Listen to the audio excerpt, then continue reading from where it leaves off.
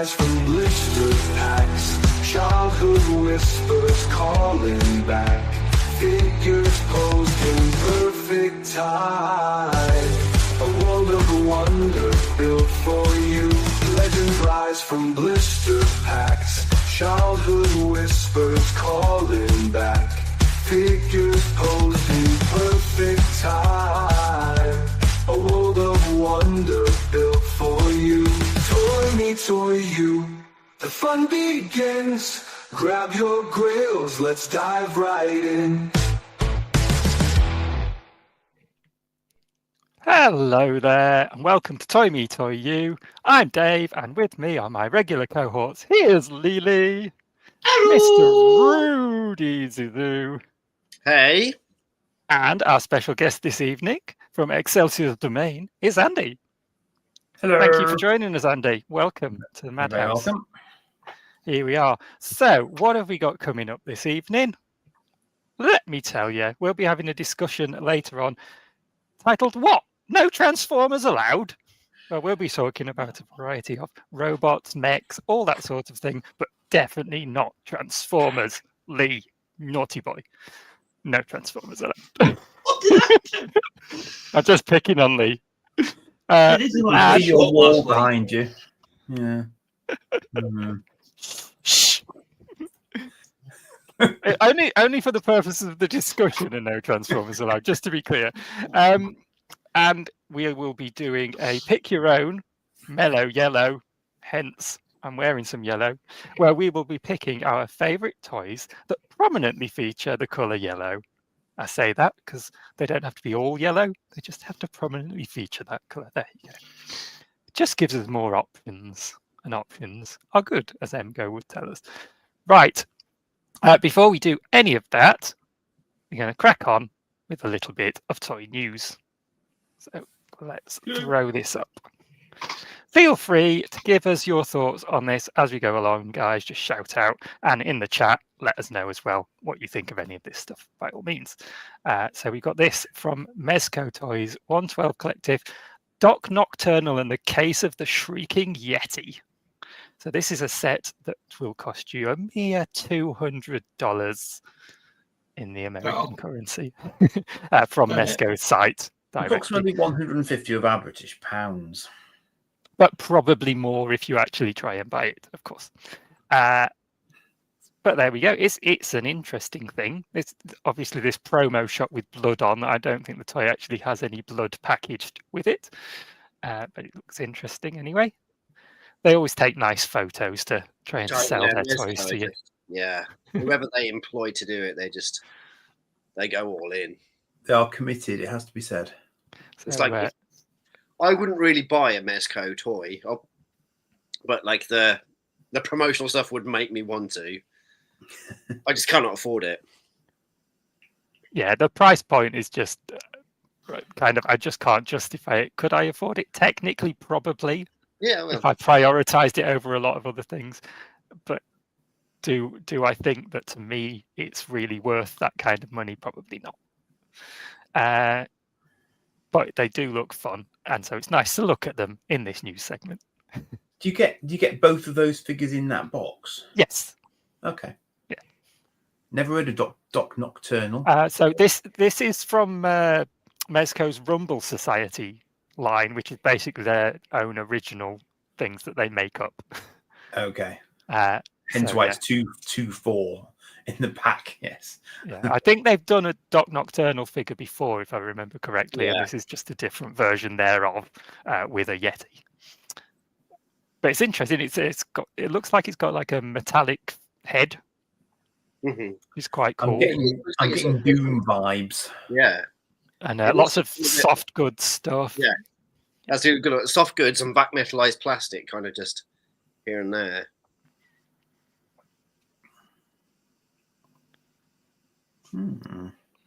And the Yeti's very fluffy, very furry. Furry's probably a better word for it. I'm getting a sort of a mix between a Wampa and Guyver Monsters vibe off that one. My only worry is what would happen to that fur over time if you had It's going to go grey, isn't it? It's going It's going to get knotted and matted, and it's going to stink. But then again, I'm Oh, sure that's you my could dog, just sorry. literally wash it, though. I'm not saying put it in the washing machine, but you could. I wouldn't. You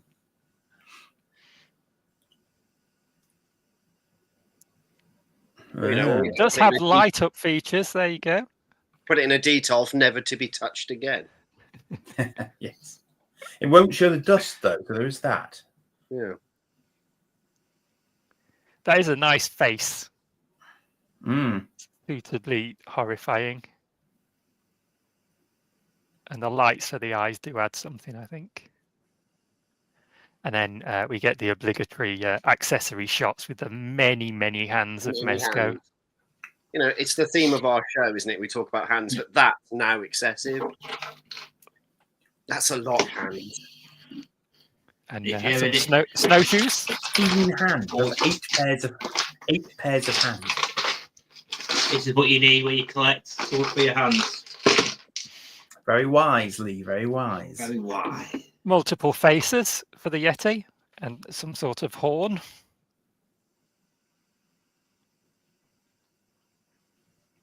And then some various accessories for going out in the icy tundra. Some weaponry and stands. You get a lot for your money. You get lots of lose for your money, yes. Yeah. Indeed. A lot of stuff I wouldn't touch probably. Yeah. And that's why I don't think I can justify it. If someone could really make use of this stuff. What you could do is you could have all of those little bits in the cabinet behind the figure, as if it's his armory. So you could do that. I could see that working, and it would then therefore allow you to not lose them. Yeah. I like a few extra bits here and there, especially if they're really different. So you can kind of display the figure one way and then maybe a few months later change it up and have it looking quite different. That's fun. But when it's hundreds and hundreds of accessories, it gets a bit much for me. You've got to give it to Mezco for doing something very different now. And they have included this exclusive 32-page magazine format comic book. So you actually get a little bit of a story for this new made-up character that they've given you. That's so what they did in the 80s, whereby you'd get the comic first, then they try to sell you stuff, or simultaneously try to sell you stuff with the comic. It's like, you know. Well, we did get pack-in mini comics with He-Man. Yeah, I suppose so. There is that. So, but that's nice. If it's a toy that doesn't otherwise have fiction, getting a comic in there at least is nice. Yeah. It's a good touch. No, I respect the comic. Yep. Okay. Then we've got Mythic Legions. Ed from Vaults of Icon likes a bit of Mythic Legions. And the skeleton ones he's got, which do look very cool. This is from their Legacies of Mythos Wave 2. I understand that their Legacies of Mythos is their way of releasing some figures that they've made before, but with some updates to them. So we've got Scaphoid and Sir Valgard. This is Scaphoid, obviously the bony guy. Scaphoid's a bone in your wrist, which I know because I broke it as a child. Yeah. Dr. Strange would like a word. Yeah.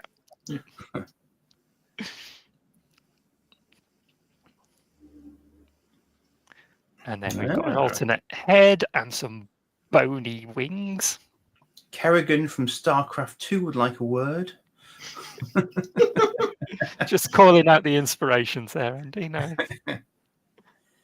Paying it a little homage.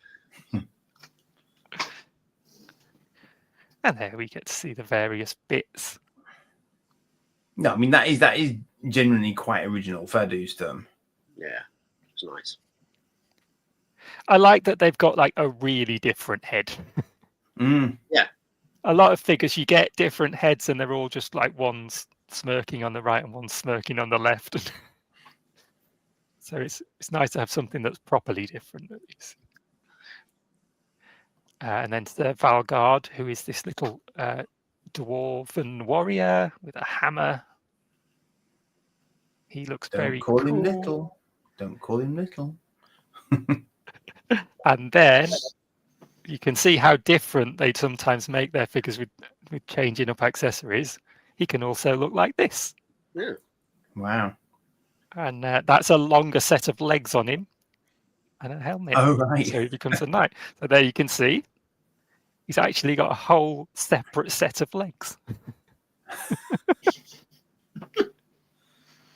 So it really is two figures in one. With that, That is impressive. it does Again, make that's it look impressive. completely different. If I just go back, so you've got that gold knight, and you've got that warrior, little dwarven warrior. Sorry, I called him little again, Andy. You told me not to. Stop it. Slap my hand. You can bite your kneecaps off. But it is very cool, and with the Mythic Legions, they really try and emphasise the interchangeability of all their different figures as well. So if you collect a few, you've got options to do different things with them as well. They do look a lot of fun. Then we've got some Marvel Legends. This from their Gamerverse series, Punisher and Nick Fury 2-pack, based on their appearance in the Punisher arcade game from many years ago. This looks cool. Is this your sort of thing, Rudy? The Punisher is. I've never been interested in Nick Fury in that getup. I'm the same. I like the Punisher from this set. I'm not fussed with Nick Fury at all, but it's a good looking Punisher.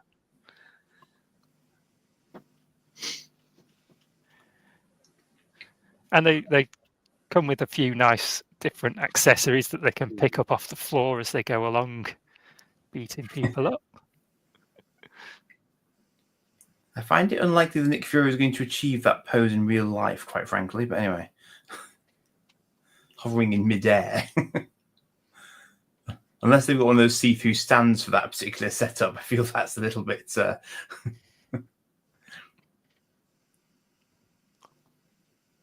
And there we go. Just a modest amount of accessories, really. Yeah. Standard Marvel reuse of accessories. Yeah, you got to get some reuse. Oh yeah, they're G.I. Joe weapons. Yeah. And previous Punisher baseball bat. I don't mind a bit of reuse. Oh no, it's I'm only ever going to buy a small fraction of the figures they release, so it doesn't really matter. It's good business. That's how you make your business sustainable.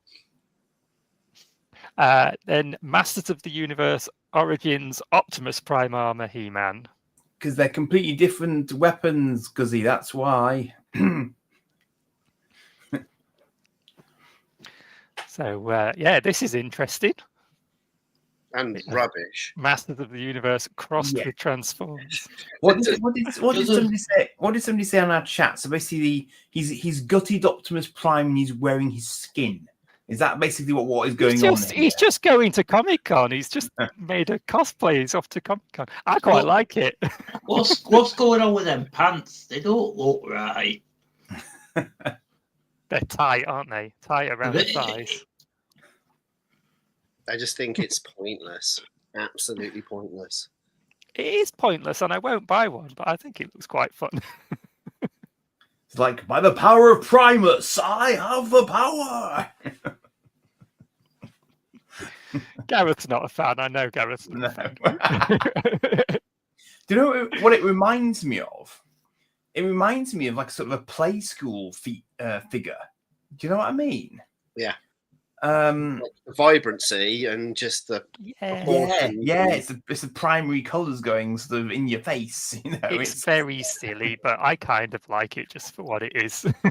Okay, it looks good in the box. It looks good in the box, and that's where it should stay forever. And I will say, I think that one is much better looking than the next one. Ooh. That's again. Oh.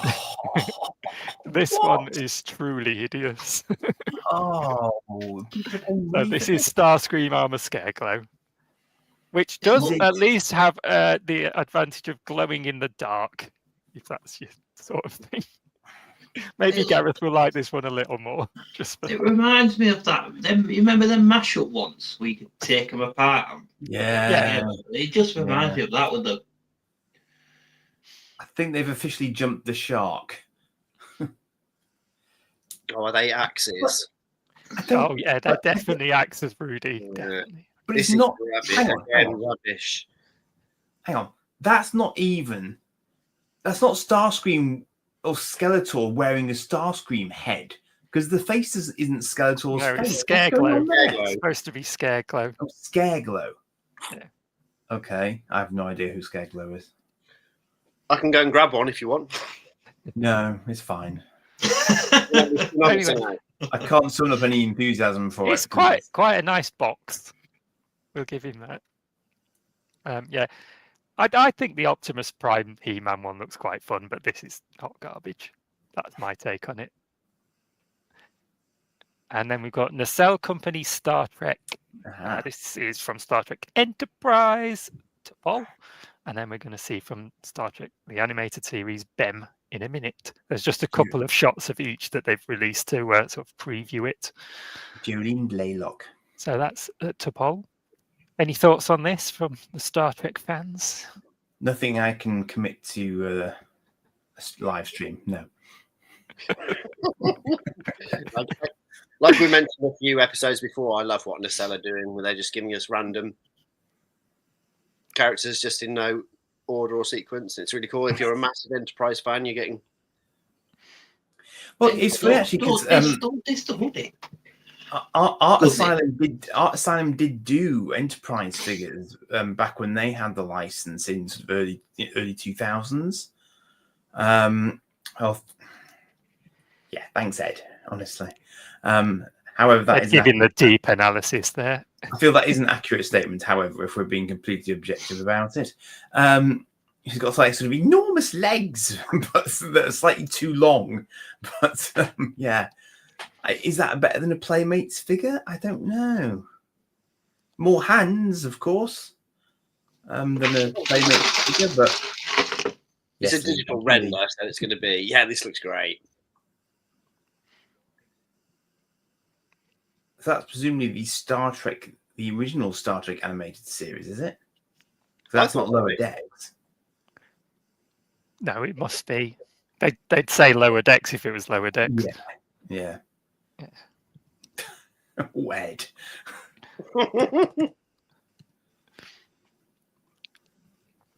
And yeah, there you can see some bits that he comes with. Does he have stretchy arms or something? Yeah, he's basically Mr. Tickle. No, I've only ever seen like the animated series like once. But yeah, I'm pretty sure his body comes apart. He can like separate his head, his torso, and his legs. Mm. If I remember rightly. Well, he's an alien, don't you know? So yeah. I think he was basically they could do lots of stuff on the animated series. Obviously, they couldn't possibly have done at the time with a real life action series. So it's yeah. Yeah, I'm not familiar with him, but he's fun looking. Yeah, he's from the He's from like the 70s animated filmation show. Yeah. It carried on the story of. Yeah, I've seen a bit of it, but I don't remember seeing him on the ones I've watched anyway. It's proper old school animation, bless them. Then we've got some turtles, hooray! McFarlane Toys. Some Teenage Mutant Ninja Absolutely Turtles. every screen there's going to be turtles on this show. Well, everybody's making turtles. That's the thing. So there's always going to be some toy news that involves turtles because every company in the world is currently making them. But these are from McFarlane, part of their page punchers, and these are 5-inch scale ones. And they come with a comic book, which is what they do with their page punchers stuff. Gareth there's Donatello, the best turtle. That's I noticed how he was first, Dave. Yeah. Well, of course. Completely a coincidence, isn't it? Purely alphabetical, possibly. If he pops up somewhere, I might buy one. You never know. I probably will, to be honest. It's quite nice looking, and I like the it comes with a little comic. I do like a packing comic. And the bar week, Granari, nearly bong to you too, Guzzy. And there's the backing card. A bit of artwork on there. And then we can see the other ones that they're releasing. Leonardo. And then Shredder. Shredder. That looks good. He looks very cool. And a foot soldier. So you can buy 20 of those if you really want to. And have 20 copies of the comic. There'll probably be people that do that. But not me.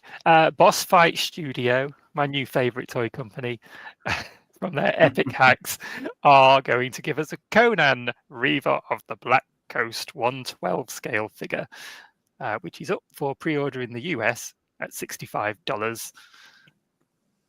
Not available anywhere in the UK as yet, but we'll see what happens. And this is quite a cool looking figure with a loincloth, and you know how I love a loincloth. Yes, Conan, very, very cool. He's got his black axe with the carvings in it. He's got his bone necklace on. He's got his shield. And then what's really cool is he comes with all this stuff as well.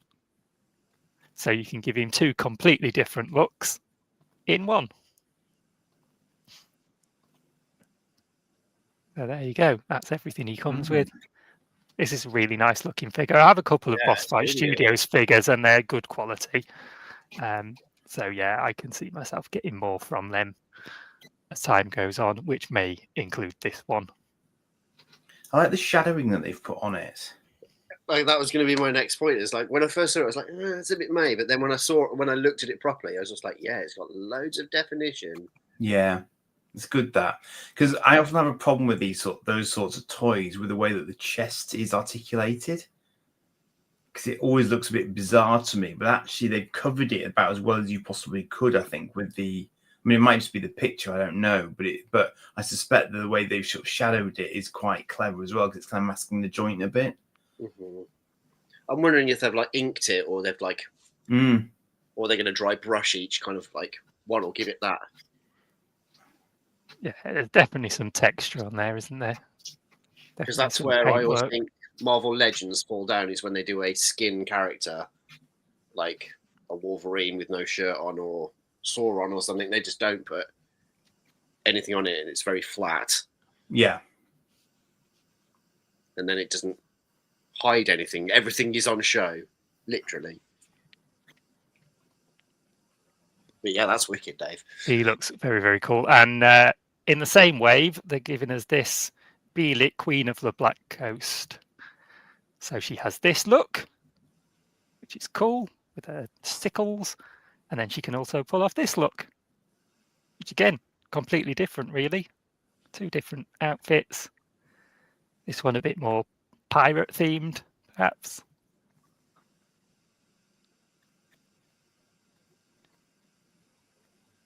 So yeah, is there a Conan comic this has been drawn from, or? I guess so. I'm not familiar with this. With the fiction behind this. The original source material. I was trying to think where it was originally sourced from, because I'm more familiar with the films with Schwarzenegger in them. It was a comic, wasn't it? In the 70s? Oh, actually, I did. Yeah, I did pick one up once. Actually, I remember. Because obviously it's He-Man. Conan is blatantly He-Man, obviously. In fairness, I think He-Man is blatantly Conan. I'm not sure that you can actually give He-Man the credit for that one. No, well, yeah, I think like Conan came first, and He-Man was just like, do you know what? Let's just take inspiration from Conan and make him blonde. Well, wherever it comes from, two really cool looking figures there. Yeah, they're really cool, really cool. Yeah, I'm probably not interested in getting this one, but I'm definitely interested in the Conan. So we'll see what happens.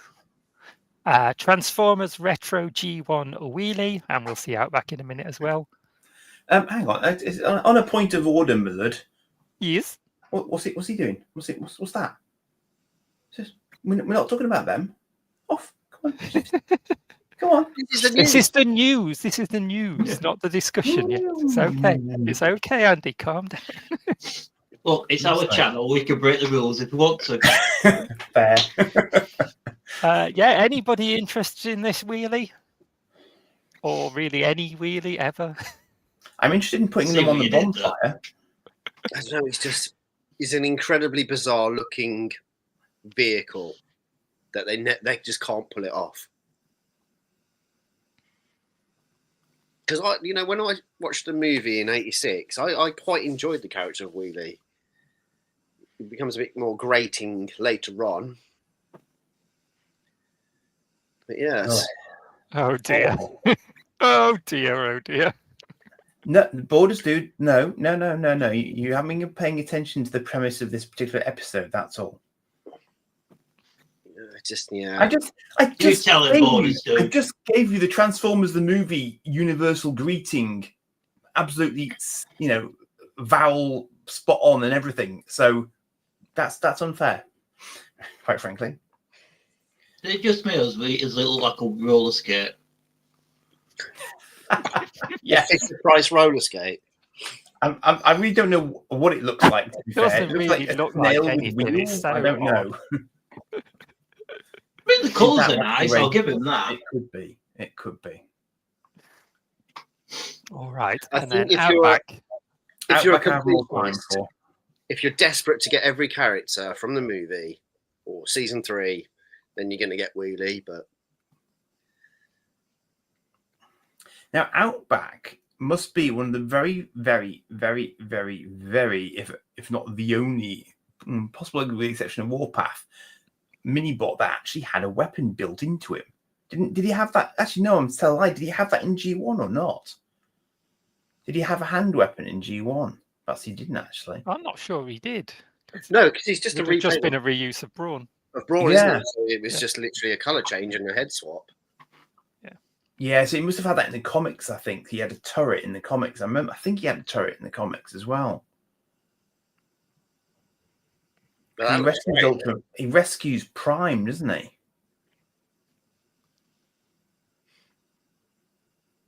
But so No, this no, is he a didn't. reuse of the Studio Series 86 Brawn mold, Okay. and they've put it in some G1-esque packaging, basically. I have the Brawn here. That's him. That's him. I like the character of Outback. I think the Outback Yeah. looks good, but I probably won't buy it just because I've already got the Brawn, and I'm not really inclined to get another use of the same mold when there's plenty of other things that are asking for my money, plenty of other toys as well as anything else. There's other Transformers I'd pick up before it. But he does look good, and if you are, like you say, a completionist, or you just particularly like this character, then that is a good toy. The Brawn's a good toy already, so See, I look at that, and all and what I see is I want to make it in Lego, but it would never transform. Because you could make that in Lego. You can see all the. I can see the pieces in my head that would make it. When I was little. Now. Right. Well, we'll see you next time you come on the show, Andy, and you can show us where you're up to with that project. Yeah. No worries. And then this just came out recently. Storm Arena have announced they're doing an exclusive for New York Comic Con, and it's going to be a version of their. I know you're going there. Exciting. A version of their Street Fighter Alpha 3 Ken in their Storm Arena line, and he's going to have yellow clothing, yellow gi, which I think looks awesome. The yellow hair and the yellow gi together. And I would like to get that. I'm going to see if it comes up for order anywhere, maybe, and see how I feel. But I think that looks better than his red gi myself. Player 2 select colours. I don't think it's even his player 2 colours. I think his player 2 colours were I don't think I ever purple. played Alpha I'm 3. not. Yeah, I think they must have had some It extra might colours. have been white, actually. Player 2 might have been white. Yeah, but this is Street. I mean, I don't even know that version of Street Fighter, so I have no idea what's canon for that at all. I'm pretty sure he was purple. Player 2, but Could have been 2, yeah. sure. Anyway, that's him. That's the only photo they've released of him, but he looks very, very cool. Who are they going to announce next? They're dropping Storm Yeah, Arena I every don't know. couple of weeks, aren't they? They look like fantastic figures. I've got their Dan on pre-order, and I'm almost certainly going to get Yeah, some gonna get others Dan because on. every time I see one, I go, "Oh, that looks really good. That looks." Nash. We're going to get Dan and Nash. Yeah. Or Charlie. Thus ends the are they news calling him segment. Yes. Or are they calling him Charlie? Yeah, I think they're calling him Nash. Yeah. Pretty sure. Yeah, I want to get those two. Yeah. Yeah, wicked. All right. We'll move on straight on to the next thing, which is pickups. Segment of the show where we show you the things that we have picked up recently, toy-wise, of course. So, shall we see if our guest would like to go first? Andy, have you been picking anything up? Do you know what? I really haven't because I've been too busy trying to get stuff I need for New York Comic Con. Yeah. I'd completely forgotten about Occupied. pickups because I've been so busy. I really haven't done any of late, to be honest. It's all consuming this. It's like packing for 2 holidays simultaneously. I'm trying to. My pickups have been more to do with fancy dress and cosplay and things of this nature, albeit on a very low level. So I'm afraid I don't really have. I have robots that I can show later on, but I don't really have. I can't even show that because I just found that on the floor when I was like trying to sort some stuff out. I can't even remember quite why I picked him up. I just did because I was looking for Transformers Hot Wheels, so I did. And that's like a sort of hot roddy sort of bumblebee kind of thing. But yeah, that's about it. Right, we'll take it. Good. And it's yellow. You so, picked it up off the floor. Yeah, so you picked it up off the floor. That will do. Yeah. It's literally a pickup. Yes. Mm. Although you did say earlier, Andy, that no Transformers were allowed in this episode, so I don't know. Well, it's your rules, sir. So you didn't kick me. So I'm assuming that was okay. I got away with it. So. And he's got whole shelves. Again, it's anyway. only the discussion. Oh, actually, the one pickup I did have, I haven't actually unboxed yet, but it was going to be another one in this series. So I've got Monsieur Koch here, but I've also picked up that one, which is Marcus Cole with the white star. So that would be, hypothetically speaking, my pickup, but it isn't out of the box yet. I was too busy boxing something up rather to unbox something, ironically, this morning. So yeah, there you go. Such is life. Right. Cool. Good stuff. Go with yours then. Right. Next. Who wants to go next? I can go next because if you've watched the show in the last couple of weeks, you'll realise it's a common theme saying, no, I haven't picked anything up because I've got tons of stuff on pre-order. But it is, this week, it was my twins' 6th birthday. So I've grabbed one of their toys to show. And we have Mattel's Wednesday. Which I'm guessing as it's made by Mattel, it's probably like a reuse of a Barbie mold or Miraculous.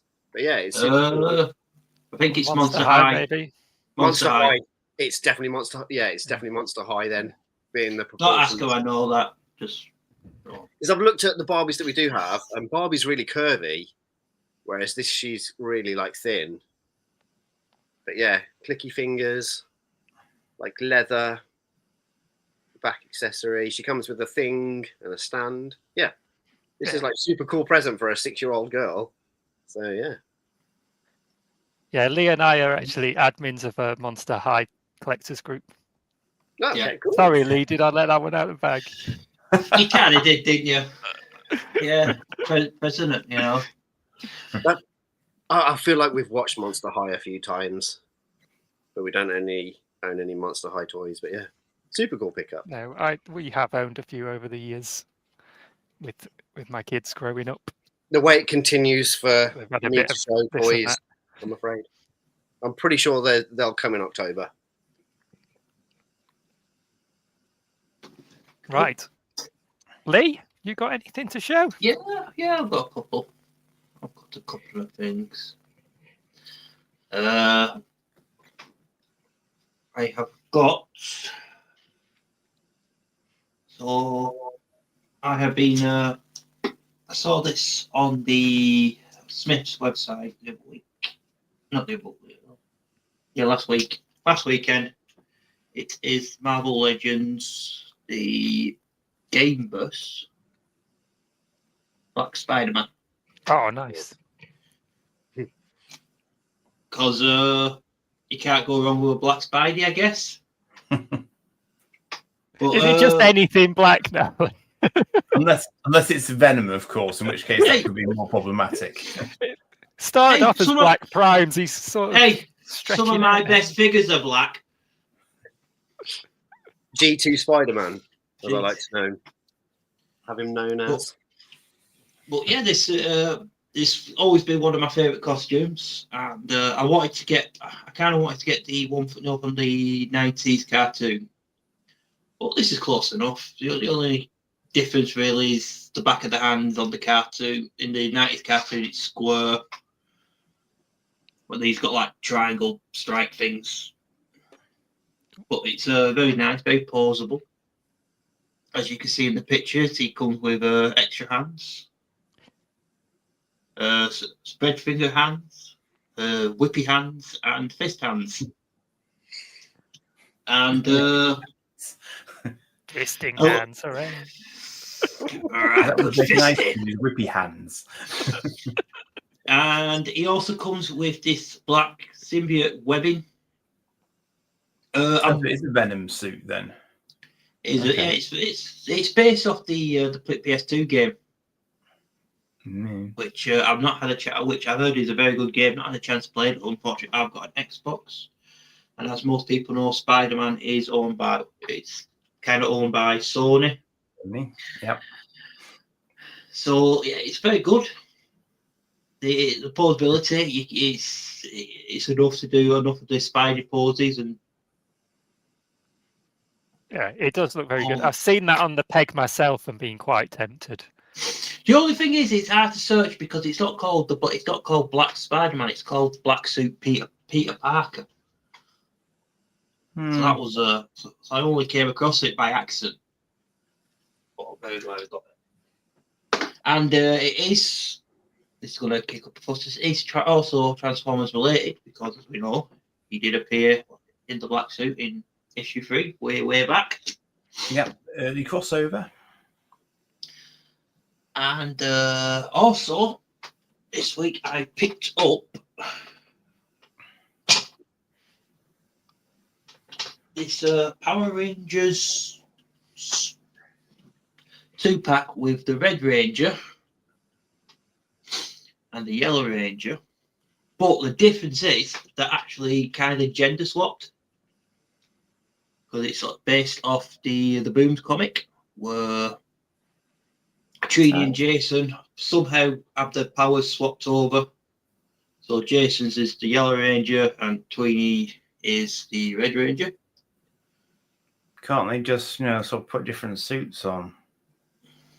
Oh, you would have thought so, wouldn't you? But Just borrowing each other's morphers, It's an embarrassing mistake, but it could happen. yeah. Oh, we both Are they still making Lightning Collection? Is this an older toy? No, this is an older toy. This is something I picked up from work. So I just saw it. For some reason, I'm going for a bit of a Power Ranger kick at the moment. And just going back just Power Rangers, like old toys, stuff other than Transformers. So I just thought I'll pick up these. Yeah, Cool. Yeah. And yeah, they come with quite a bit of bits as well. They've got like fisty hands, grabby hands, the two power daggers. Are they called power daggers then ones? Daggers. Power sword. Ed, expand on how come the crossover is now wiped from comic canon, please. Pardon? Ed's saying that the Spider-Man what are you Gears doing? crossover has been wiped from Never comic. ask Ed to expand on any. Ed, expand. Expand. But yeah, like I say, they have come with a lot of fisted bits, so always handy to have one of these. Evening again. Yeah. Evening. But yeah, those are my pickups for this week. A couple of figures. Cool. Very cool. That just leaves me then, I suppose. And I, after a lean period, have got a couple of little pickups to show. First of which is this little Hot Wheels, because I'm still not collecting diecast. Definitely not. Batboat Nice. from the old Adam West series. Go on, behave. Behave. Little Batboat. And it's quite cool. It's got a nice bit of detail on it. Some little controls in the center console. I think that's the it's Stuff from like that. it's from the Bat movie from the that movie, series, isn't it? movie, isn't it? Yeah. And all of a sudden, they suddenly had a bat copter and a bat boat, and Yeah. Did they have the bat cycle in that as well? Possibly. And really I think anything was in that the you could series sell as a well, toy though, of. wasn't it? Yeah. Because Batwoman had the bat cycle, didn't she? But I feel like Batman and Robin had a bat cycle with it was a cycle and a sidecar. Yeah. Yeah. Did they have a bat? Probably. They also Bat had everything. Yeah, about everything. Bat everything. Yeah, and then the other thing I picked up was this quite interesting little thing, which is a diorama inside a replica of a Mega Drive cartridge. This is from a company called Wilder Toys, which is a Canadian toy company. Obviously, it's made in China though, and their line's called Console Heroes. So there's a few of these you can get, different games and stuff. Just a replica Mega Drive cartridge that then opens up into a little diorama playset with these static figures and bits and bobs that you can pop in. You can take all of those out, of course, store them inside and close it up. I think a certain Gareth has had one of those before to show us as well. So it's a nice little novelty, and I'm a big Mega Drive fan, of course. Growing up, I was obsessed with the Mega Drive, and Sonic 2, one of the greatest games that there's ever been, frankly. So I got that. It is, when you close it up, it's quite a bit thicker than an actual Mega Drive cartridge. It's not 100%, but yeah. It's just a nice little nostalgia hit. And once you've got it there set up, it looks nice. Sat up on the shelf. It has right idea, that, yeah. Yeah, it's cool. That was from my local B&M. $12.99. So it's quite nice. Lovely. The quality's reasonable and everything. I'm quite happy with that. So that's it. That's my pickups for this time around. In which case, shall we move on to the next thing, which is Mr. Rudy Zazoo and his blast from the past. Bring it. Blast from the past. So I need to throw up some slides for you, Rudy, and you can talk us through this. So, to keep it fresh, blast from the past, I'm not always going to do catalogues. What we can do is going to have a look at some card backs, just to keep it a bit more interesting. So yeah, when I suggested this to the others, they were like, "Oh yeah, cool, great idea." And then Dave was just like, "Here's the back of a hit like Masters of the Universe." I'm like, "OG, it's so OG," because they don't show the toys; they actually show the artwork of the characters, which I think is really, really, really cool. I got a He-Man annual a while ago now, and it did amuse me that I think from memory everything in it wasn't based on the toys, and there wasn't really much toy advertising going on in it at all. It was all drawn. Yeah, which I thought was quite a bold move. Maybe the vehicles are in it or something. It was something, but largely it was just drawn. There was a handful of like Transformers media like that they would show artwork of or hand-drawn images, because I'm guessing the production team didn't have the toys in hand for a certain retailer to sell the toys. But yeah, I think they look great, because then you get to see kind of like what the characters look like. They still kind of look like the toys. I'm going to say they're quite close, actually, aren't they? Because they've got the shine on them. Yeah, like if you look at Zodak, but then Merman looks really like a toy. Yeah, that's what I was thinking, actually. Exactly that. Yeah. Yeah, very clever. Because I've put loads of muscle like definition. Because the Beastman. Zodak, interestingly, was the only one of these not to appear in the original run of mini comics. Yeah.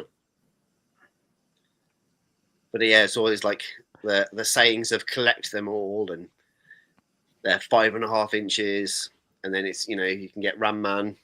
It tells you what else you can get. Collector points, your proof of purchase, which you could obviously, depending on what it was, you could probably cut them off and post them to wherever in America, probably. Thus, you can devaluing the value of your card back. Yeah. You could send them off and then get a figure that wasn't released to the general public, which I feel like Masters of the Universe probably didn't have anything apart from Wonder Bread He-Man. Here's one that does. If you collect the points, you can get a free Mumra, which I don't believe they sold that on its own. Ah, okay. And yeah, you send that to Nebraska, send your points to Nebraska, and you will get that Mumra. Wow. Yeah. Oh, here we go. We've got an update from Ed. Yeah. Excellent. There you go, Andy. Earth 91274 is a Transformers Earth. Okay. There you go. The Vault Keeper has spoken, so shall it be. Like every day is a school day. Indeed. So Does make yeah, a lot of sense, though. Mumra Battle for figure. the Sword of Omens he's on. Yeah.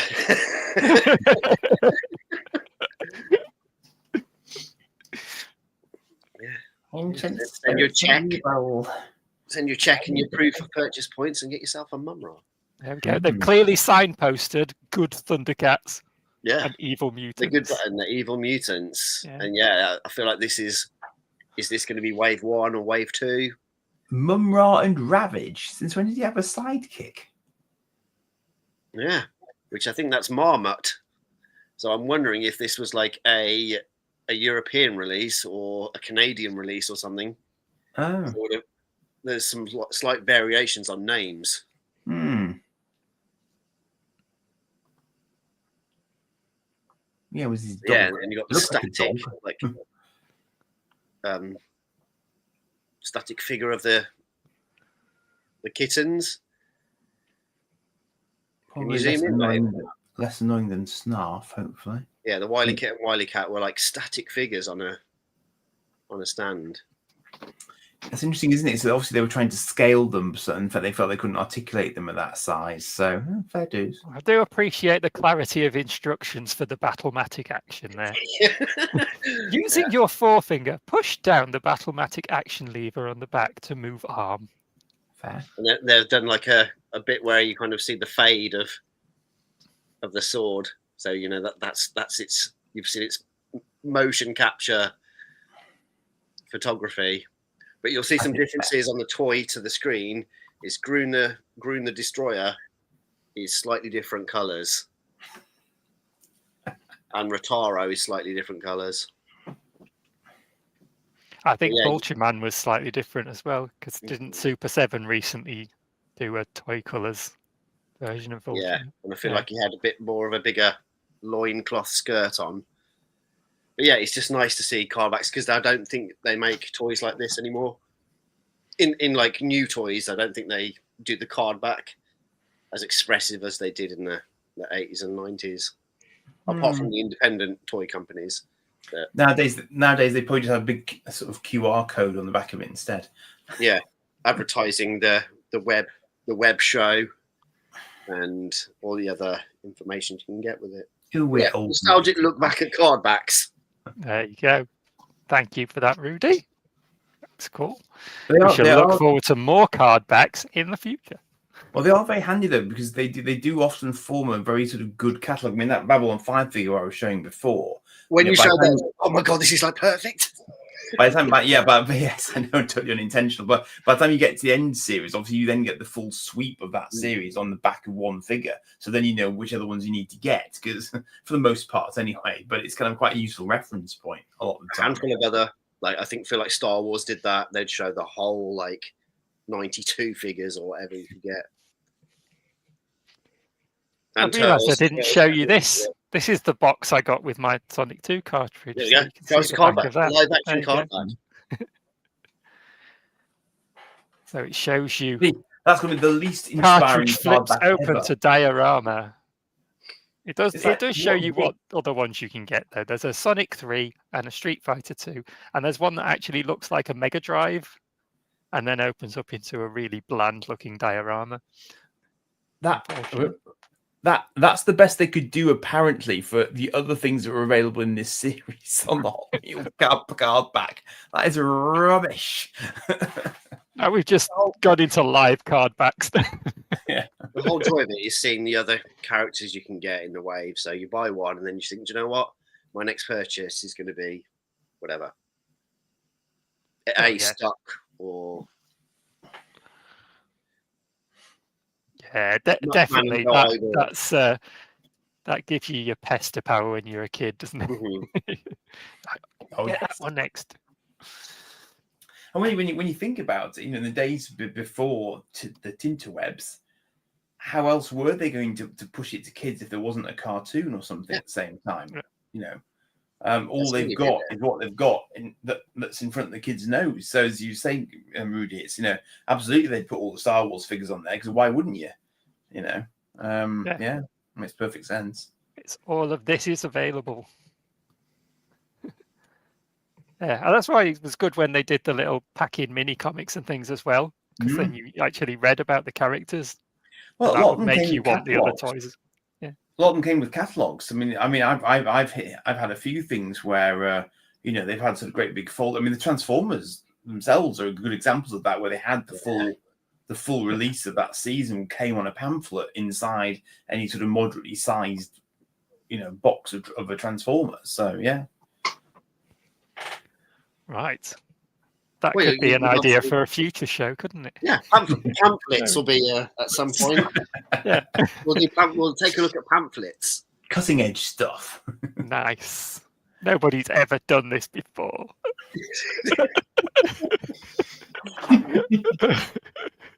Right, shall we move on? The next thing on our agenda for this evening is Pick Your Own. And for Pick Your Own, this evening, as I said earlier, we will be picking our favourite toys that prominently feature the colour yellow, like my hoodie. Like a yellow. So, yes, so we'll do main pick, go round the group, and then if anyone's got any honourable mentions, we can throw those in at the end. Who wants to start us off?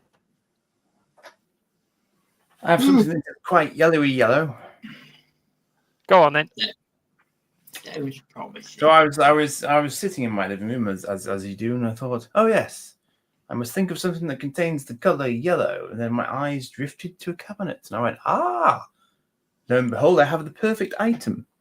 For this is a very yellowy yellow thing, and this is a spaceship. Ooh, Oh, wow. what is it? This is a Britain Space Starguard Space Cruisery thing, good guy ship. I'm not quite sure what the official reference is because I just grabbed it off my shelf very quickly in the 2 minutes before the vidcast started. But as you can see, it is a spaceship. It has suitably lethal die-cast fins, perfectly capable of denting small child's skulls if with them at sufficient speed. Plastic connectory bits, so you can do your own sort of connecting style. And the middle bit spins, so you can roll it along the floor, and it rolls on the floor, despite the fact that it's got metal fins on the back of it and leave scrape marks everywhere. But yeah, so this was, as you might guess, released by Britons, also purveyors of farm machinery models and the like back in the day. But I used to get a few of these back in the very early 80s. Was sort of the last time when they were out.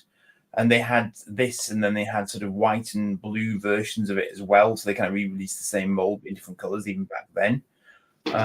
And they also had quite a little bit of sort of movement to them as well. It's got a sort of a ball joint there. So you could interlink them with other ships and models from the series as well. And all of them at this point in time were yellow, and the bad guys were green for ease of reference. So there you go. It's very cool though. I had this from childhood, picked it up again. It's just very, very cool. It's got a nice weight to it. It's got a good heft to it. So you feel like you're actually properly flying something around. But it's this weird meld of kind of dinky die cast on the back end, but the body is all plastic. So it's kind of so it's almost Kenner-esque actually like that. Because I think with the I'm thinking of the Kenner small Star Wars ships, where they're sort of die cast but a bit of plastic as well.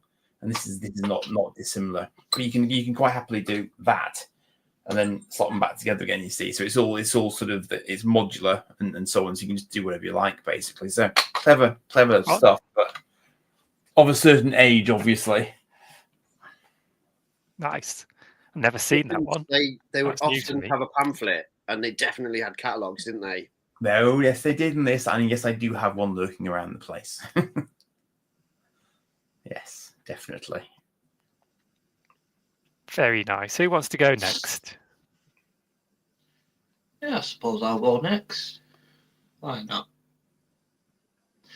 So I was kind of struggling. Having a look. I've got a couple of other things I'd like to point out, but they'll do for my honourable mentions later. But this is sort of an honourable mention, but it's lead up to my main one. And this is the G1 drag strip mode.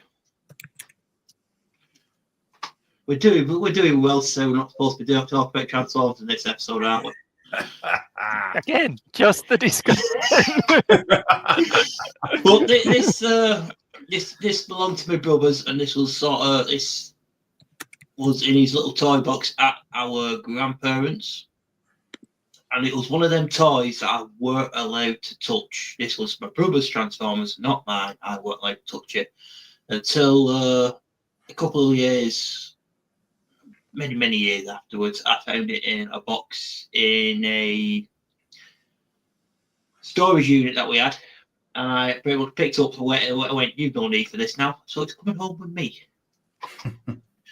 So I've kind of, I suppose it's kind of because of that trauma of not allowed to touch a drag strip. I've been wanting to have a drag strip of my very own, which leads us to Universe 2.0 drag strip from the classic Mirage mode, which is just one of those nice Transformers. It's got a great.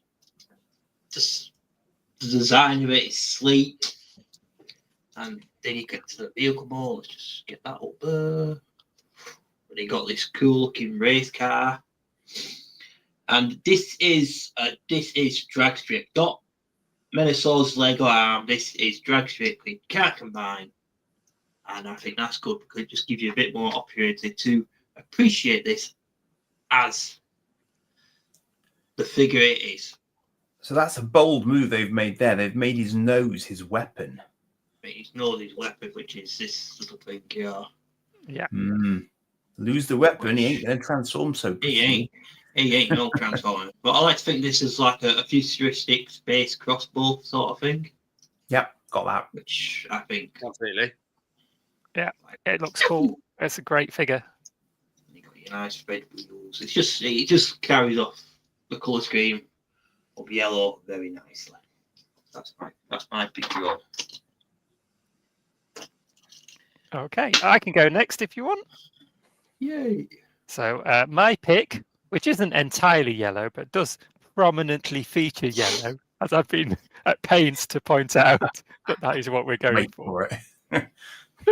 It is McFarlane's DC Direct Dr. Fate. Banana Man. No. Oh, no. Yeah. For a second, I did think it was Banana Man. Silver Age Banana Man-like colour scheme with the very bright blue and yellow, and a nice soft goods cape in yellow. So he does look very cool, and I like him a lot. I like this better than the more modern-looking Dr. Fates that have the gold or kind of pretending to be gold on their action figures. I just think it's better just to have yellow in your face. And yeah, it's a decent figure. He's nice. He's fun to mess around with, especially because he's got that really cool cape on him. And I like him a lot. So that is my pick. Cool. Something that's got some yellow. I love a bit of Silver Age. Everyone of a certain age went Banana Man. Yeah, I'd take a Banana Man figure as well. Definitely.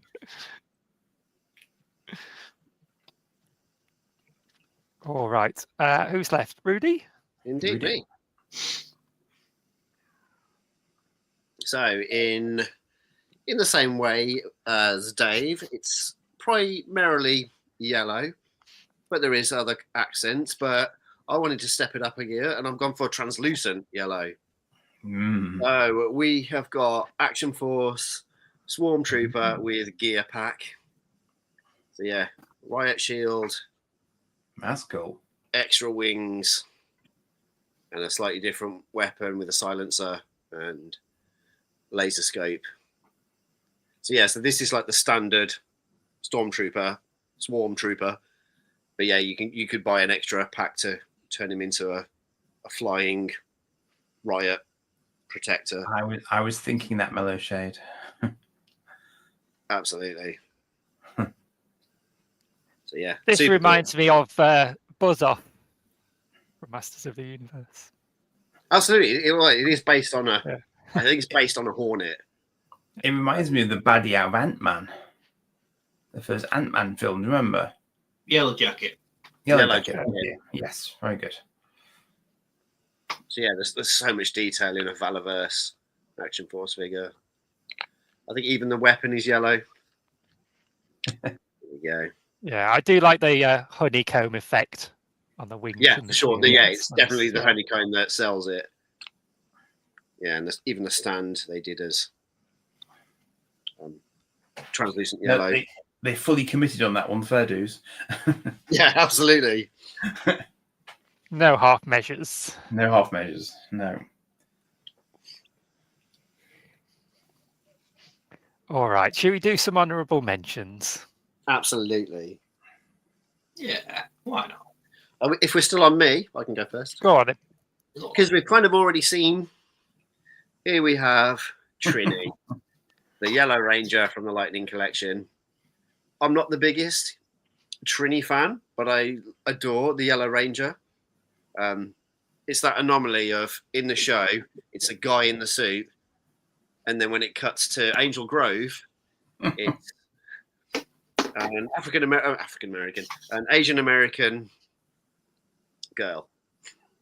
Yeah, but in the costume, it's a guy, and I kind of loved his martial arts moves, and especially going back and watching some kind of Super Sentai stuff and seeing where Power Rangers came from. I'm like, yeah, I want a bit of a toy representation of the Yellow Ranger. So that's why I asked about the Lightning Collection, because I remember it kind of thinking it's faded out now, and I can't get the two figures I want because they haven't made them. But yeah, that's my honourable mention. Nice. I've got some honourable mentions I can show. Make me big, Lee. All right. Here we go. Party Wallop. Yeah, Transformers Turtles Yeah. crossover. Had to be. Just a really fun, chunky toy to mess around with. Yeah, great. And it looks really cool when you get it into the alt mode. You've got a party wagon. Really, you could put any version of a party wagon toy also in this category if I had one. But this is very, very good. And of course, in Donatello mode, as he has to be the best turtle. Yeah, very cool. And then, because we are talking about Transformers, just not in the discussion, got Studio Series 86 Bumblebee. The classic little yellow guy. And yes, he doesn't really have the proper alt mode. But he's a nice little bot anyway. And it's a cool looking little car, even though it's not proper, even though it's not a proper bug. But it is what it is. It's a fun little toy, and it's fun to mess around with. It's nice to transform and everything. And he's got a cute little head. I like him a lot. So that's my honourable mentions. Lee and Andy, got anything? I'll hold one back until we discuss robots, if I may. Okay. So the only thing I mean, I really have to think hard just to find the Britain space thing, but I suppose I have got the Fallout bobblehead. He's got a very, very, very, very yellow head. And he's also got like yellow Did you get that highlights. with a computer game and a lunchbox? Yeah. This is Fallout You technically 76. are the same person, you know that, don't you? What's that? Like, basically, I knew exactly what that was. It came with a lunchbox Very probably. and an Xbox game, yeah. Yeah. And that came inside it. There's a whole series of them. They're actually on the shelves still now, I think, because of the series. Wow. But you've probably got 33 on the back, I suspect, rather than 76. So yeah. So it's just, I don't even know. I'm not even sure who made them. It just it just says Vault Boy bobblehead. Can't quite make out who made them.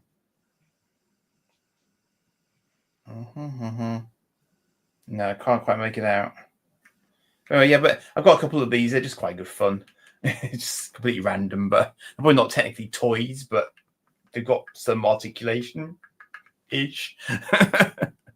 So yeah, but I'll show you something else in a minute as well, which is he does have some yellow on his chest, but he's more relevant to robotic discussion, I think.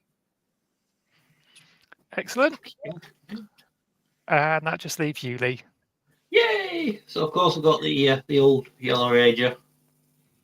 Because of course this is the Sentai one. We'll go for. I know a lot of people have did get that one so they could have the Sentai. For our non-Transformer show, we have Energy on Hotshot, which was one of my first modern Transformers when I was younger, which is quite a nice figure for me. I love an Energon Lovely. toy. They're so I do as well. blocking. Very good. And I really need to get the Inferno. That's going to be on my list. Oh, I've got Inferno. He's fantastic. You can't have him. He's mine. No, no.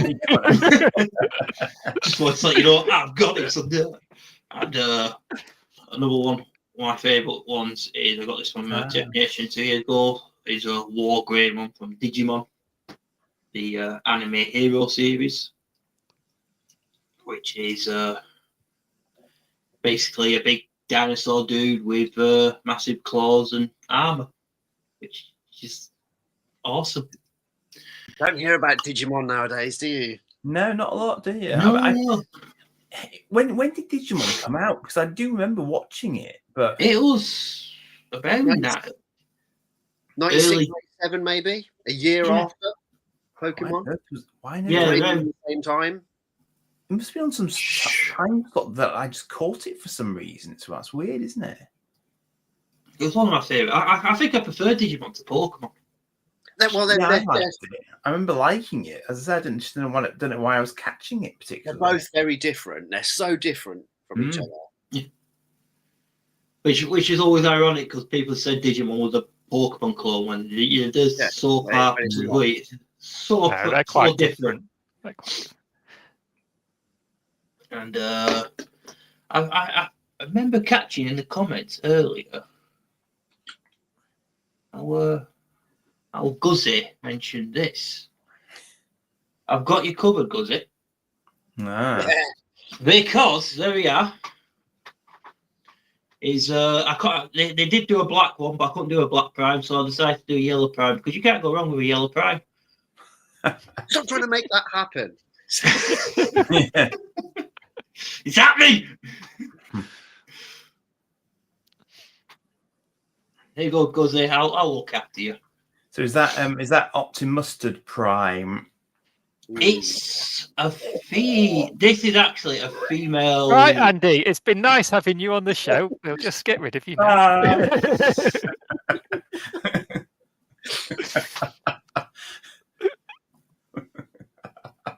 I quite enjoyed that one. Good night, folks. And on that note,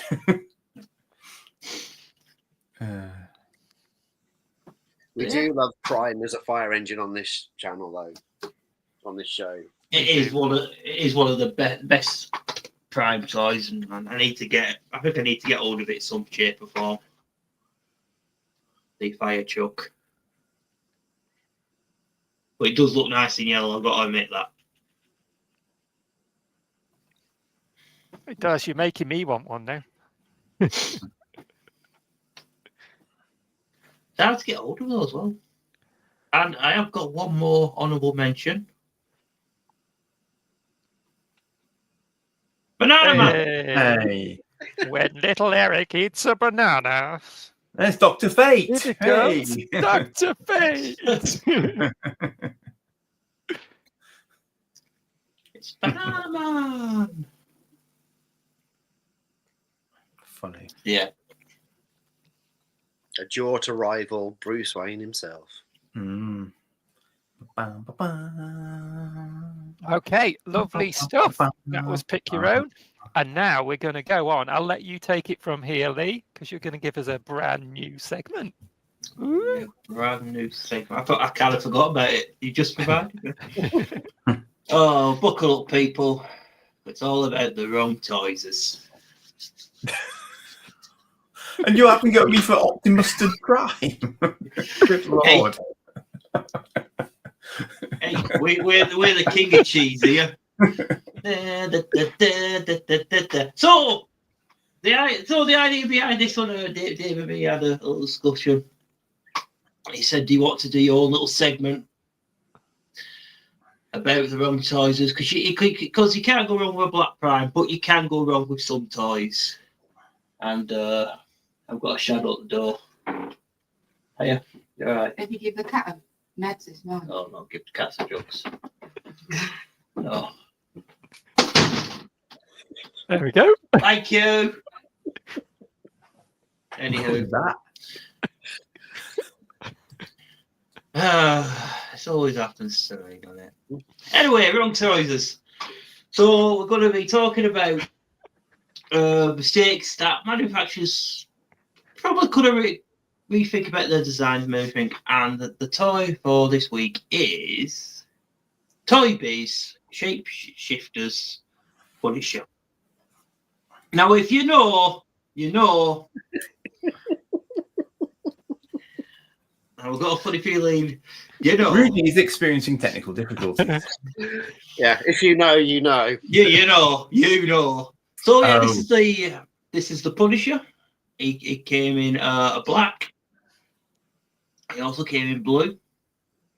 Talk about your back card backs. That's showing you the idea with these shapeshifters is the sort of Transformers, Marvel characters. They transform. And yeah. So this is the Punisher. Look, that's a lovely. He looks in pain. Good grief. You'll know why in a minute, Dave. You'll know why. I've thrown me back out. But yeah, Punisher. This is the gun mode. Wow. Which is absolutely amazing. Your Megatron eat your heart out. We're not ready for this, are we? No. But this figure is very known for a minor little flaw in its design. Behold the glory. The mighty dong. Yeah. The mighty dong. Now, what sort of makes me... Now, let's just go back to this weapon mode. Right. You don't see it on this weapon mode, so I don't know what's going on with these pictures, but why does it have an orange tip? Well, if you've done GCSE biology, What's the point? Why doesn't he just use a Phillips screwdriver? I mean, that's just excessive, quite frankly. That's unfortunate. it's incredible. It's maybe the greatest toy ever made. Yeah. I heard it's quite Overall popular with the reasons. ladies. It's quite popular with the ladies. I mean, he could definitely punish you with that. It brings a whole new meaning to the word, doesn't it? Yeah. Oh, You know please, Mr. Punisher, punish yeah. me. No, punish me. Power Master Prime with the Apex armor, do one. Rubbish. Man of Force, Rubbish. Shapeshifters winning every day. I mean, he's right up there with Willy Beast. I'll be honest. that is definitely a walking different kind advertisement of for Willy Beast, Viagra. really. Definitely a walking advertisement for Viagra. I just wonder how this went down in the boardroom. I don't think by the looks of it didn't go down. It went very it went very Interesting choice of words, Rudy. How's it happen? yeah. Do you think they like the main executive went, nailed it? I think they were more than excited to produce this toy. Oh dear. You just know somebody ended up in A&E with that, don't you? I mean, it's left like it's like a legacy toy. It's like it's part of the mythos of toys and toy collecting, and it's so well known. Bizarre. Yeah. There must have been a designer rubbing their hands with glee, going, "Yes, we've got to get this into the hands of children now." Yeah, it's just ridiculous. you can just imagine them absolutely splitting their sides like Christmas. Like, Daddy, Mummy, why is Daddy laughing so much at my new Punisher toy? It's like, because you know it's a dad that's found that mode, don't you? You know he's got a hey, look at this. Absolutely. Ed couldn't wait. You know, he's sure you got to build it up, Ed. You know, bit of foreplay. You know, you got to edge him a bit. Did you say this comes in black as well, Lee? Right, yeah, that's. Of course it does. You can't go wrong. You can't go wrong, can you? That is the black one right there. Yeah. Yes, to Borders, dude. That was a Toy Biz toy. Toy Biz. I always felt that the placement of Megatron's trigger was always slightly unfortunate as well in this regard. But anyway, no, I think Megatron got off lightly. That's absolutely tame, Megatron. This is like a solid 9. Megatron's like a 3. That gun mode is so odd as well. Even mean. Like he's just absolutely mangled up. Like he's been in a terrible accident. Well, the whole thing is just like, you know, it's a what is it? It's a solution in search of a question, isn't it? You don't get gun modes like that anymore. Thank God. I don't think we should ever have had gun modes like that, quite frankly. I just can't understand the orange tip. It's obviously it's a safety. This is going to keep you awake all night. Well, I can imagine it being a safety feature, but I'm not going to say why.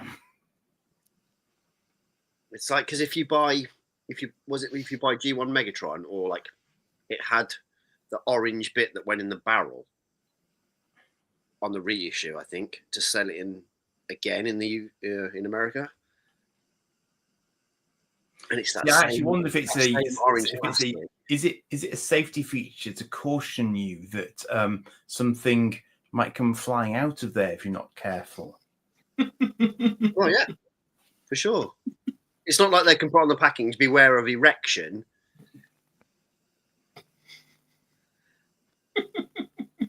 It's incredible. It's absolutely. That's just like. This is why we collect toys, for moments like this. Yeah, there is a dreadnought with a cock ring. We're laughing, but if I ever see that in a toy shop or anything, I'm going to buy one, aren't I? Yeah. You just know. You just have it quietly in the corner on every single video you ever do, ever. Yeah, all 3 of them. Well, we'll just find a reason to bring it up every week. So pick your own toy with a massive dong. Oh dear. Oh, well, that did not disappoint me. So yeah, we'll look forward for more of the wrong trousers. You think he had the wrong trousers? He might have got trousers, mightn't he? Probably Oh, had to have his trousers custom made with that thing. Good grief. Oh, stretchy. all right. Let's move on then. I try to be just a little bit more serious as we move into our discussion segment. How about chat? What? No Transformers allowed? This is the bit of the show where there's no Transformers from now on. Okay. So let's take that down for a minute. And this was your idea, was it, Rudy? Or was it Lee? I can't remember. It was Lee's idea. It was Lee's idea. So what was your inspiration for this, Lee? What's this all about? Basically, like I said, I'm having a bit of a Power Ranger kick at the moment, so I've been messing with my Megazord. Hence the title card.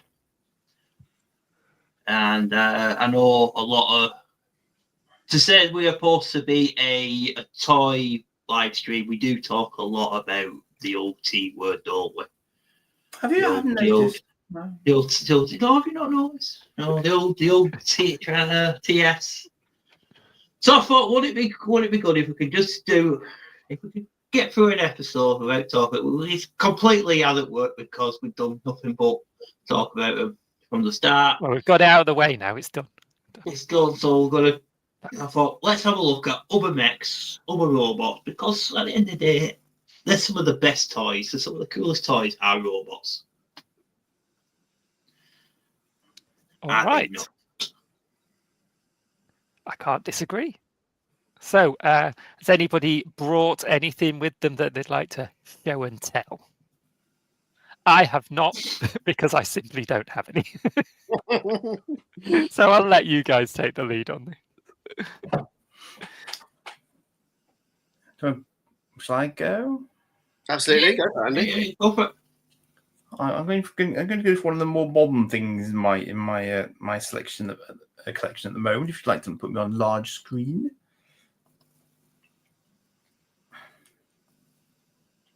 So I think some of the endearingly popular robots at the moment. Although I'm going to go mecha here because I'm going to define a mecha as a human piloted robot. Acceptable? Absolutely. So I'm going to go Jaeger and go Gypsy. Because these guys are awesome. I've only recently picked up these guys, which are now, I think this is NECA's example of one, I think, from memory. I'm not that well up on them still, but I have acquired several from toy fairs recently. And, we've got the whole hands thing going on and sort of alternate hands, as I recall. He can sort of swap fists for plasma cannons and so on, as he would have done in the film. So those who are completely not familiar, Pacific Rim, Gypsy. No, I'm going to get this wrong. This is Gypsy Danger, isn't it? The original one, I think. Or is this Gypsy? Yeah, I thought it was when you showed it. Yeah. And so basically, great big, towering mechs that humanity has created to combat kaiju, which are alien creatures being sent through an interdimensional portal at the bottom of the ocean, as one does. But incredible animation on this, and really sort of really great toy as well. I mean, that's a really, really solid, heavy sort of action figure. It's not metal, but it's incredibly heavy, dense plastic. Well, in fact, I don't think it's even plastic. It's kind of a vinyl sort of esque feel to it. It's not shiny plastic. But I mean, you can see the sort of the level of detailing effort that they've gone to on that. It's really, really nice. And if I did have a T that looked like that, I'd be quite happy with that because of course the advantage this has is it doesn't need to do anything too complex. All it needs to do is clobber kaijus hard. So it's just I just love that as a toy, and it's a really good size as well. I still think it's a bit daft. It's piloted from up here, so basically if the kaiju takes out the head, the entire thing is dead and it's got no autonomous function whatsoever. So it's not much of a robot in that sense, but it's a really good mecha, I think. And it's got to be piloted by two humans because they've got to share the neural load of piloting it. So they've got to sort of work it together basically and share the strain of piloting it is one of the things in the film. So that was one thing. Do you want me to continue, or shall I let someone else bounce in? We can go backwards and forwards. Mm? Do you want me to show one and then go back to you? Yeah, sure. Go Yay. for it. Because I see the Borders dude has put, I think I know which one Rudy has picked already. If he knows me well, anytime there's a chance to talk about robots that aren't Transformers, I will always gravitate to Roy Focker's VF-1S, which was obviously the inspiration for Jetfire. But obviously it came from Macross and Robotech. It was a Bandai toy that Hasbro Never heard of them. Never heard of them. Nah, no chance of me having one of those. Nah. So yeah, this is the knockoff Valkyrie factory.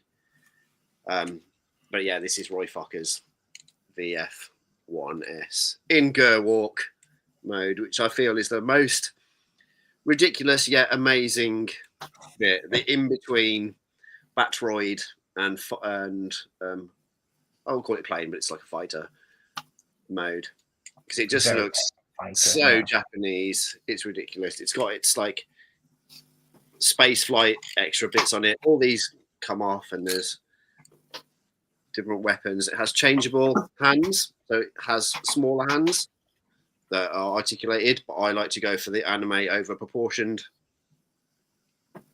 hands. It's got a pilot, and this thing's a knockoff, and you wouldn't even like tell. It's incredible. It's like a masterpiece Transformer. But yeah.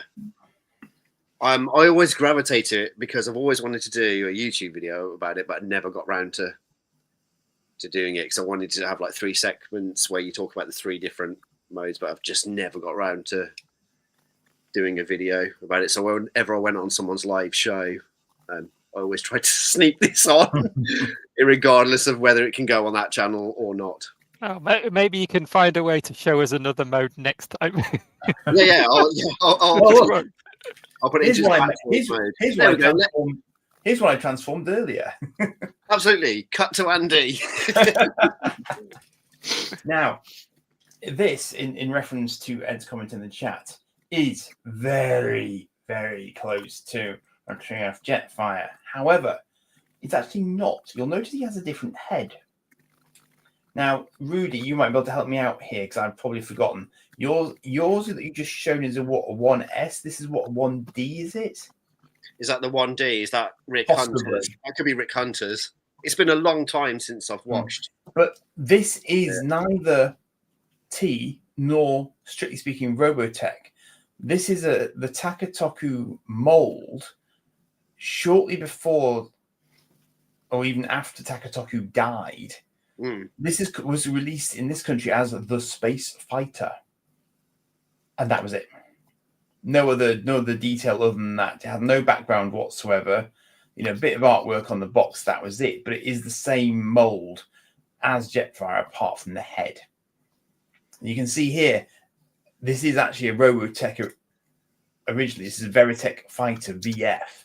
So the stickers indicate where it came from. Basically, these were the last that were produced from the mold as Takatoki were going under.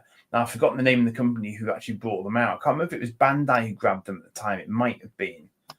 I think it was Bandai. Yeah, I think they grabbed it, but they didn't produce. But I think they actually produced it. There was someone in the middle. Who had this. And I did do a video on this, and I've forgotten who had them in the middle. But somebody grabbed it and released the older Takatoku ones. They bought Takatoku out, released some of them, then they went under, but then Bandai ended up with the rights. So, this is absolutely sort of bob on the original kind of 80s style mold for the Veritech fighters as they were back then. But obviously, as Rudy's just demonstrated, we have loads others of these transforming mecha, which obviously appear in anime a lot, but they are all piloted. They're not autonomous. So again, it's mecha rather than actually robots as such. So, if we're going to get technical, the one that you have, the 1D, That's a 2 fighter pilot one, whereas mine's a Okay. 1 fighter pilot. Yeah, so that's like the trainer sort of version of the thing. Yeah. If we're going to take it that anally. If we're going to go that far, I mean, there's another. Are we going to get one that as well. Punisher tie out again? I think there's a 1A as well, but I don't have an example of that one. So yeah. Do you want to do another one? Yeah, go for it. Now this guy was very nearly my. This is the yellow backup one that I was mentioning. Freelance peacekeeping agent, yes. This is Death's Head. Nice. And he was born in the pages of the T comic. But he is not a T. He doesn't do any of the T stuff. All that happens is he drops off his hands. He drops off his hands and he puts great big weapons or guns on them instead. That's all he does. And then he clobbers people and gets the money for it because he's a freelance peacekeeping agent. He's not a bounty hunter. Never a bounty hunter. Doesn't like that. Don't like that terminology. Yeah. But he's got a very nice vine. This is the Marvel Legends edition of him, which I was dying to get hold of for quite a while. There's really nice capes, nice little sort of, bullet holes in it as well.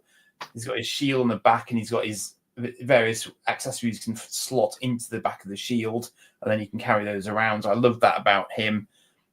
He's got a really sort of good articulation. And the only downside to this is that this is the recreated Death's Head. This is kind of, I wouldn't say it's Death's Head 2, but the original Death's Head that was in the original generation of the T comics is a sort of green color with a bit of yellow overtone. He's not this blue coloration. And his cape was a sort of, I think it was a brownie cape in the original version of him. So it wasn't this rebuilt version of him. So this is an upgrade version basically of Death's Head. But yeah, I mean, he's really, really cool. And I just love the character. He's so damn sort of sarcastic and he's always sort of thinking out loud in terms of why he's doing stuff and sort of justifying what he's doing and that sort of stuff, So it's just a great character. He's very, very funny. I just love it. I just love it because the T comic was always very sort of quite stolid and it was all very sort of, and he was really, I mean, he was deadly serious because he did take out some characters in it. So he is a good protagonist for it. But then ironically, he ended up playing with people like Doctor Who. And he got shrunk down to human size. Originally, he was T-scale. Then he got shrunk down to humanoid sized. So, it's just a fun character. This was his, and a good box as well, I thought. So his box is, I just sort of randomly held onto his box. But as you can see, it's got it's almost got a sort of a sort of T-esque sort of stats bar on the back of it, which made me chuckle. But yeah, it's very, very cool. That's his sort of classic. I'm enjoying you saying T instead of saying the word which must not be spoken. Yes, exactly. I'm nearly out now, but I do have a few more spare if anyone wants me to chuck a few more into the mix.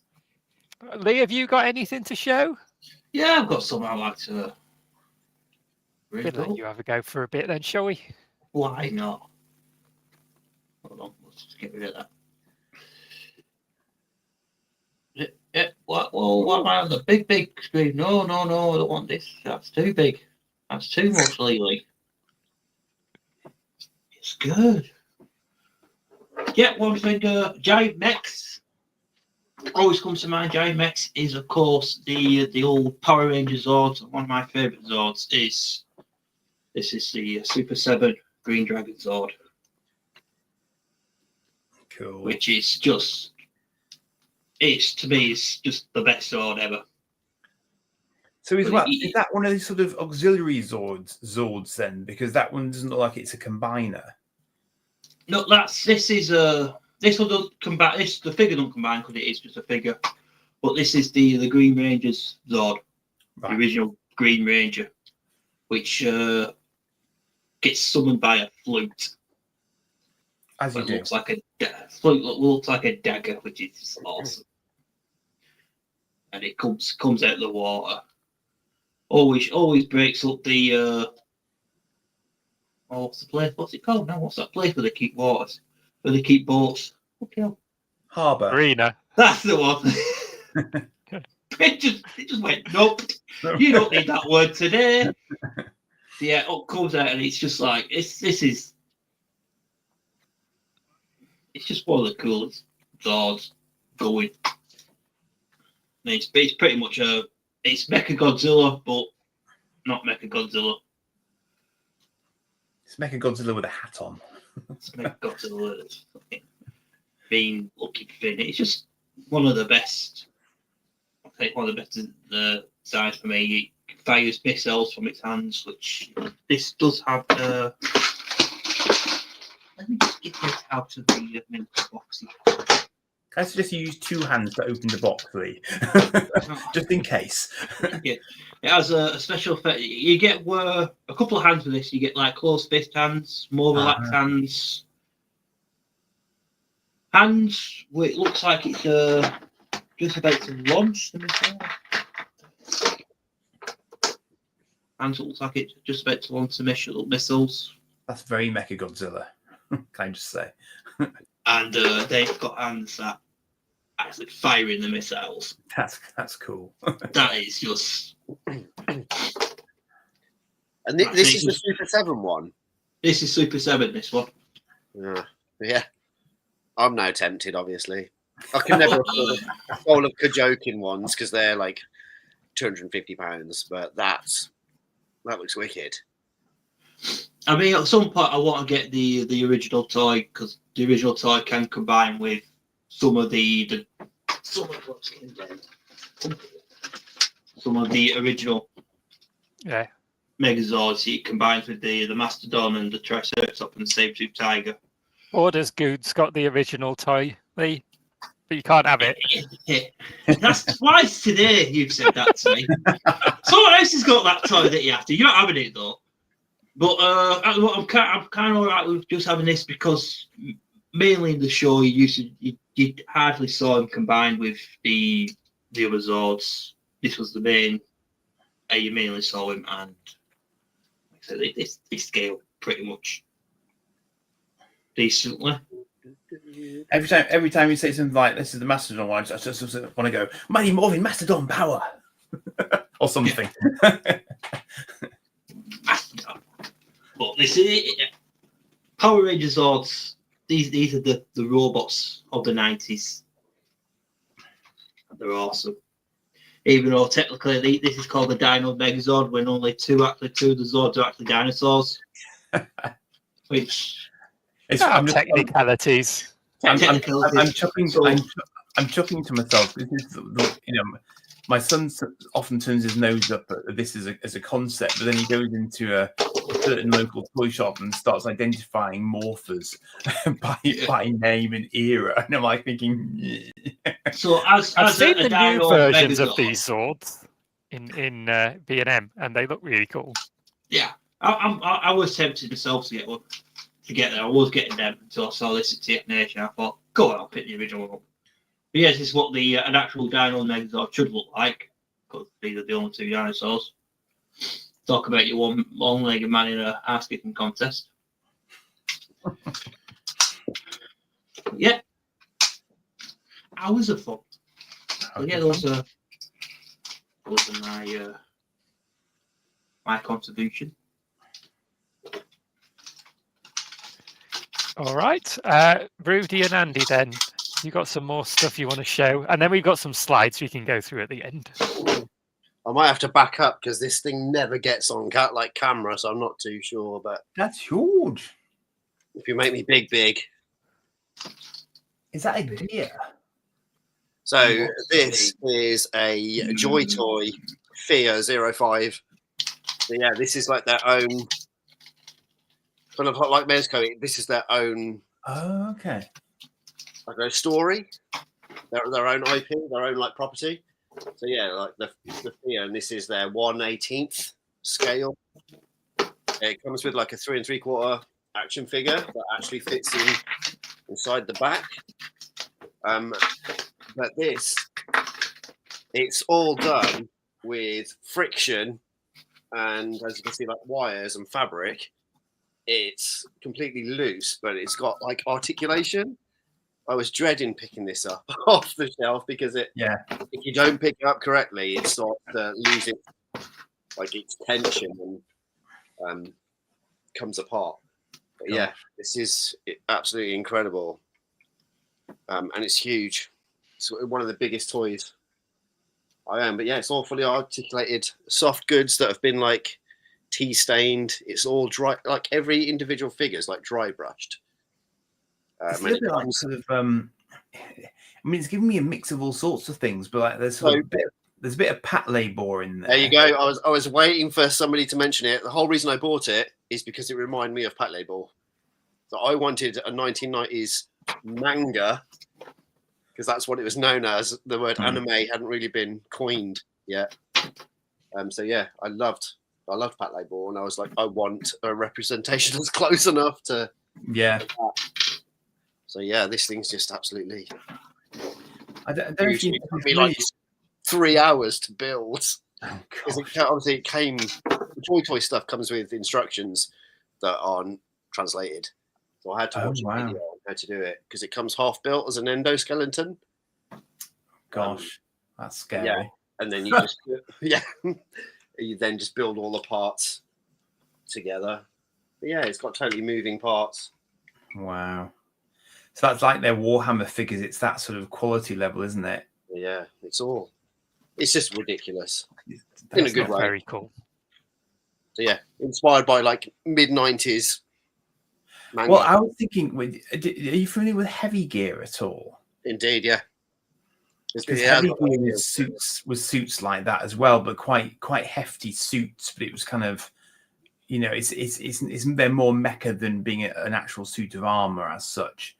But they were quite mobile suits, But yeah, so they they were were 125 scale as well, which is Yeah. probably like half the size of those, but again with the same articulation, more manageable. Yeah. more manageable. Yeah, Yeah. Well, I've got some much smaller examples of things than that here, so you can have a look at.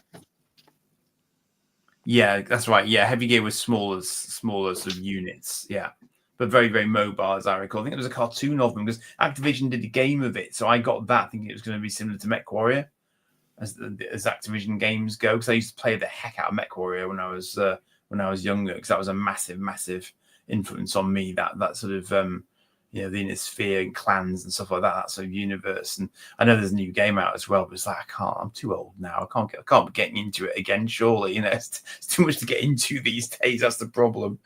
So I've got a few others I can show that are properly robots. Actually, these are proper robots. If you want to make me embiggened again.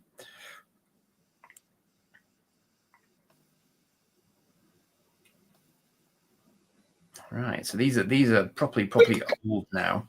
But we have Vincent from the Black Hole. This is the Mego Vincent. This is proper old school Vincent. I don't know who's seen the Black Hole, but it was very much one of the seminal films of my childhood. And he was one of the little good guy robots. So he's a proper independent robot, basically. So there's no one controlling him. He's his own bot. He can sort of levitate along the place. Doesn't need legs because he just hovers. He's got a little bit of firepower built into him, and when he's in trouble, his head goes down. Basically, it would go down all the way if I pushed it, but I won't. Oh no, there you go. So he does that to protect himself if he needs to. So he just shrinks his head down. So I mean, considering the size of the toy, he's not quite complete. There should be some more guns, I think, just sort of attached here. So he's not quite a perfect example of him, but he looks really nice. He displays well. He'll actually stand on his little anti-grav ball feet there as well. So he'll just sit like that quite happily. So he's cool. Also, I managed to pick this guy from the same film. This is Maximilian. He, oddly enough, his coloration is the evil robot. You never have guessed, would you? So he's the evil devil sort of robot, and he's got nasty spinny arms and stuff. This one's quite nice because his chroming is still very sort of nice. You often see it more blemished than that. But he hovers around as well, so he just sort of flies around like that, and he's a bit of a bruiser. He's more of a thug, basically. Vincent's quite erudite, whereas Maximilian just goes around looking menacing. He's got no mouth. He's just got a visor, the sort of evil Kit visor going on. And who can recognise this chap? Oh, see. I can, but I can't tell you the name of it.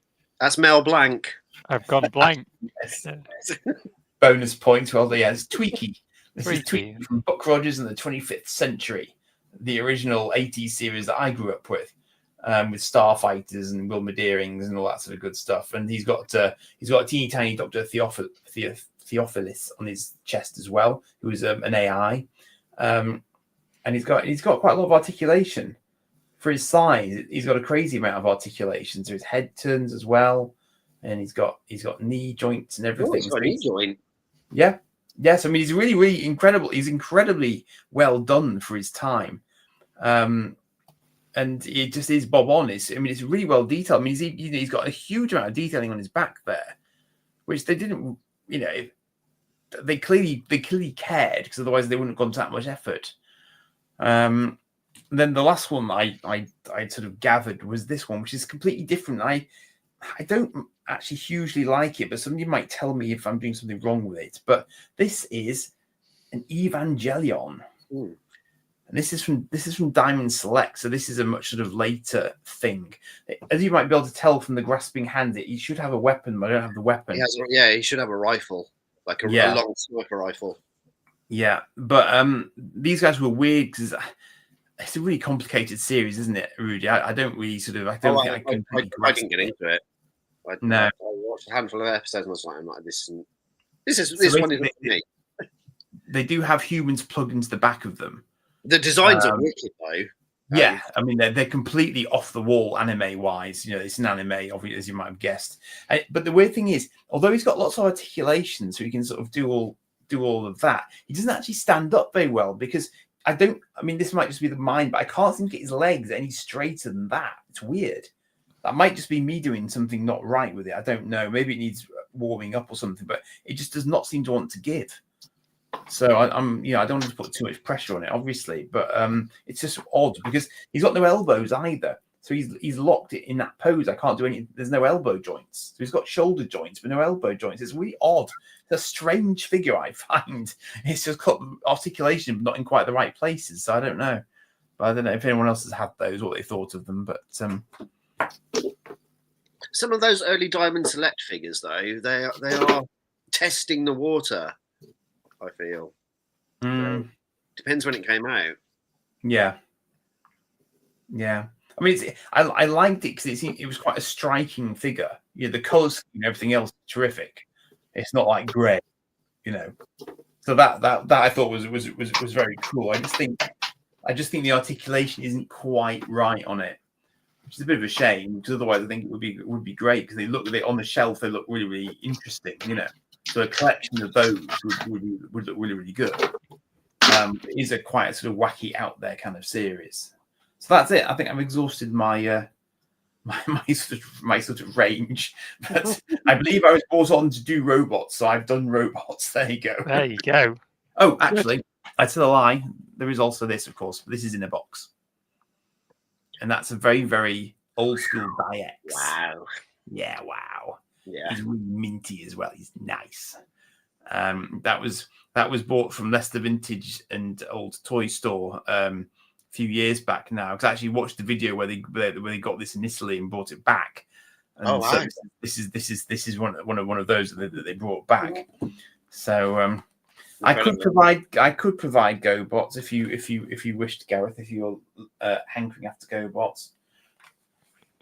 Somehow they seem too obvious because they're too close to actual Transformers-ish. All right. So is that all the show and tells? We'll move on and have a look at a few slides then that we've put together. These are from me, Lee, and Rudy. So just shout out when you see your slides, I guess. Oh, interesting choices. Okay. If NECA were to get a short circuit license, I'd be all over it. Nobody has the license to short circuit to make a toy of it apart from fake Lego. Johnny Five alive. Love that movie. I saw what a Johnny Five is. Just awesome. Yeah, I'd totally buy a Johnny Five. There's been a Lego Johnny Five, has there? Oh no, has there? No, did they actually do that? It's like somebody like made it, and then they kind of whatever, like a It team. was a Lego idea, but I'm not sure if they actually did Johnny Five in the end, or if they did Wally instead. I'm sure Lego will do it in like no time. They've got every other license. Well, now you see Gareth's going picky on us now. RoboCop, not a robot, LOL. So he's going to call him a cyborg, which I think is fair. But he's not a transformer. It's fine. It's just But as we clarified earlier, mechs, are they robots? Because the mechs are piloted by humans. Like Robocop is piloted by a human. He's not piloted by him. He's got- But anyway, okay. He's got metal bits on him. We'll take it. I don't care.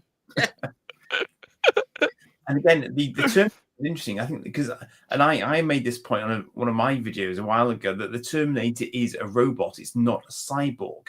It's a robot hiding inside human skin. I don't think it's a cyborg. It's not dependent on its human parts to function. It can function independent of having human parts. So it's a robot, I would argue, personally. But anyway, but yes, not a T.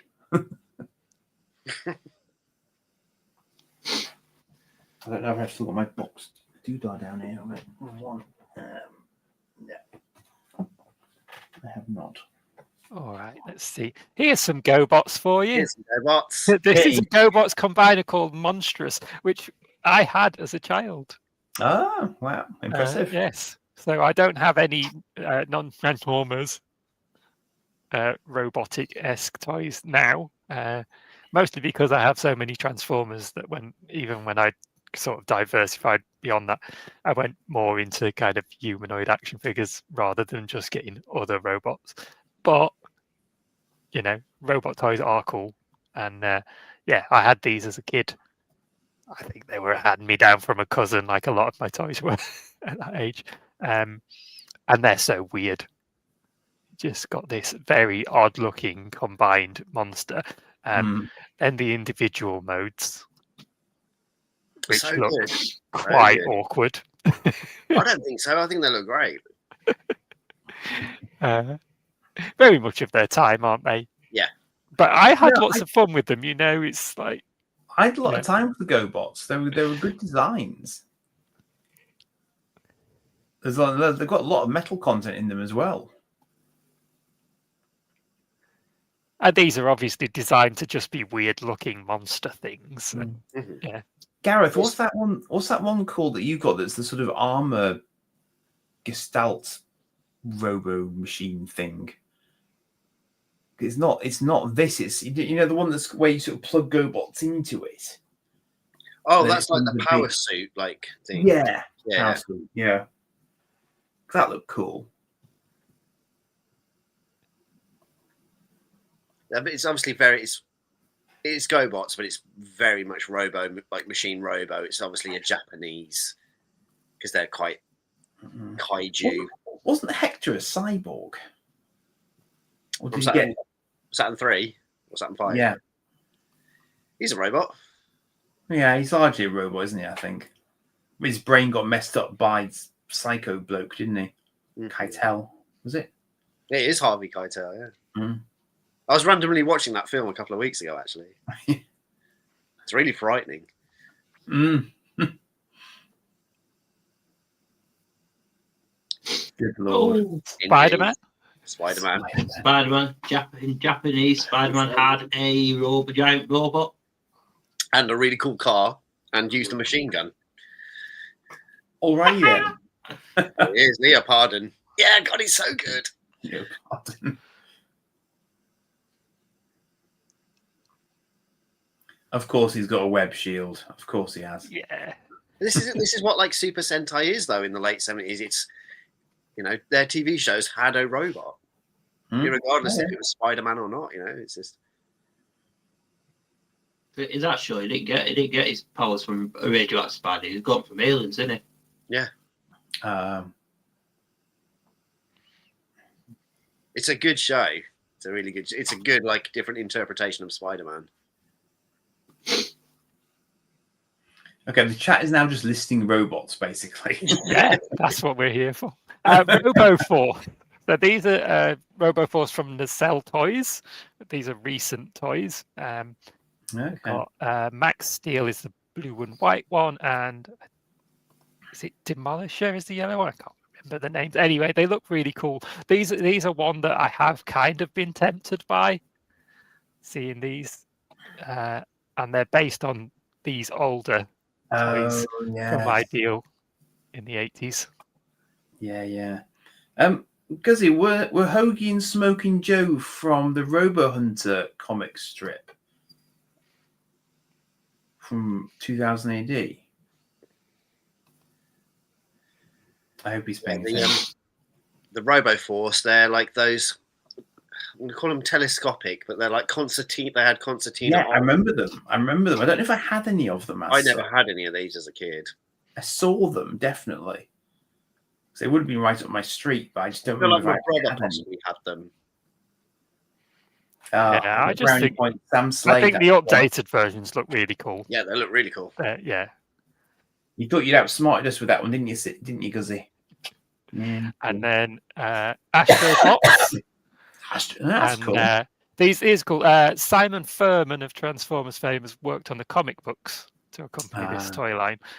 They're quite pricey figures, these ones. I think in like the £100 sort of ballpark.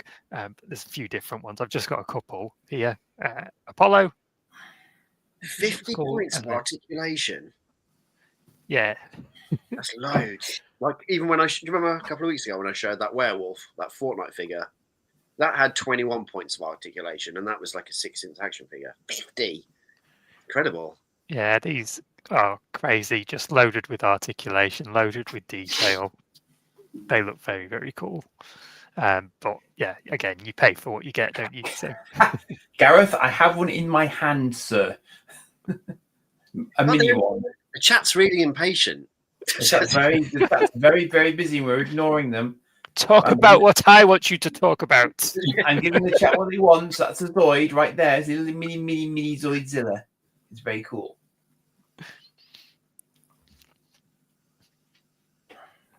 I'm not buying a Zoidzilla. Oh, you will. Lynn, I'm not buying a mini Metro. And there's one of those Power Rangers thingies again. Power Ranger thingies. Which Lee has covered. They are cool. I love it when someone mentions something that I happen to have right in front of me. More Power Ranger thingies. I think it was called Mechquake. I could be wrong. What was his name? That blue one. The Astro Megazord. That is that guy. Obviously, I'm an expert on this. This is from Power Rangers in Space. Pretty much the entire base transformed into the Megazord, which I thought was cool. I've always wanted this sword, never got it. See, big shut. Oh, that is cool. A Mongrel. I like that. You might be thinking of Mongrel.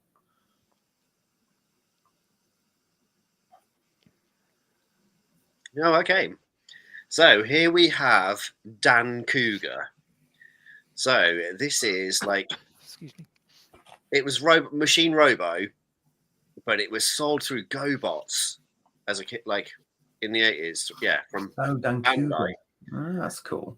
Robo Machine, right? This has now become one of my holy grails. I am desperate to own this toy, but I've never really ever seen one ever. Apparently, you could buy this in Woolworths, or you could go to a toy shop in England or Wales or Scotland, and this would be on the shelves. And I literally I never saw it as a kid. I didn't learn about it until there you go. It is a combining animal robot, yeah, with various different parts. But yeah, it's really, really cool. But yeah. This was just knocking on toy shelves in the early 80s. Bit of pre-Transformers. Yeah, and it's just highly sought over. I think it's just called Cougar with an A in Japan. Did you see really- the Did you see the Albega thing that I picked up recently? That was Yes, I cool. did. Well, Yes. that was just floating around on Yeah. toy stores, as you say. It's like it seems so unfair now, doesn't it? It's like You know, as a If you kid, I- haven't seen it, visit Excelsior's domain on YouTube. I thank you, sir. Yes, it is available on Excelsior's domain. Yes. I was as a kid, I was never interested in the animal teas. You know, Skullcruncher and Abominus and Predaking. I just liked the vehicles. I liked the cars, and I liked a couple of the jets, and like the tape cassette and the I got- microscope. I got just Grimlock. I got Grimlock and Mindwipe. Oddly, that's I liked the strange. Dinobots and I liked the Insecticons, but I just didn't really. I wasn't interested in the animals. It wasn't until I became an adult collector that I was just like, yeah, animal teas are where it's at, and I love animal teas now. And like this is like a prime example, and it's a little bit Lee, GoBots. It's a little Lee, bit. they're talking about the thing. Hey, I love it. And it's just say tease like we're not. Like, It's got like die-cast in it. It's got a little bit of chrome, and it combines, and it's like the tease. it's a vehicle. It's everything. Don't When you forget, see it a lot, back side, you got to remember, a lot of the original teas were modelled after things that weren't teas. They did exactly the same thing. Yeah. So I suppose if I you haven't think got time for this Mickey Mouse bullshit.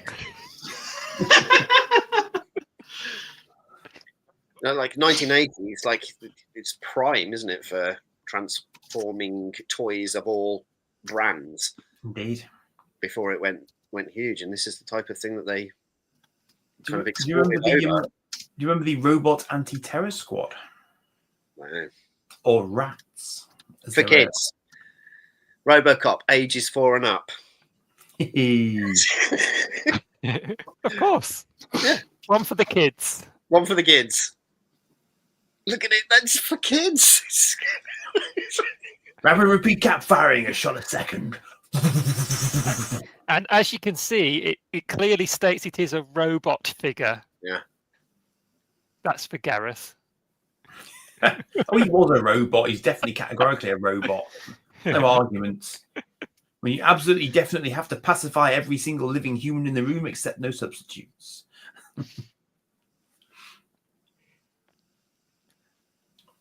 Because RoboCop got a cartoon series. You realise that? And a TV show. And a TV show. And a comic from Marvel. God, is that what the toy looks like? That's wicked. I've never really seen the toy. I've never seen the RoboCop toys in flesh. There was a more Yeah, modern see- one as well that is a proper Ed 209, I believe, which I think Garrett's had a few times, which looks mighty impressive. Never picked one up.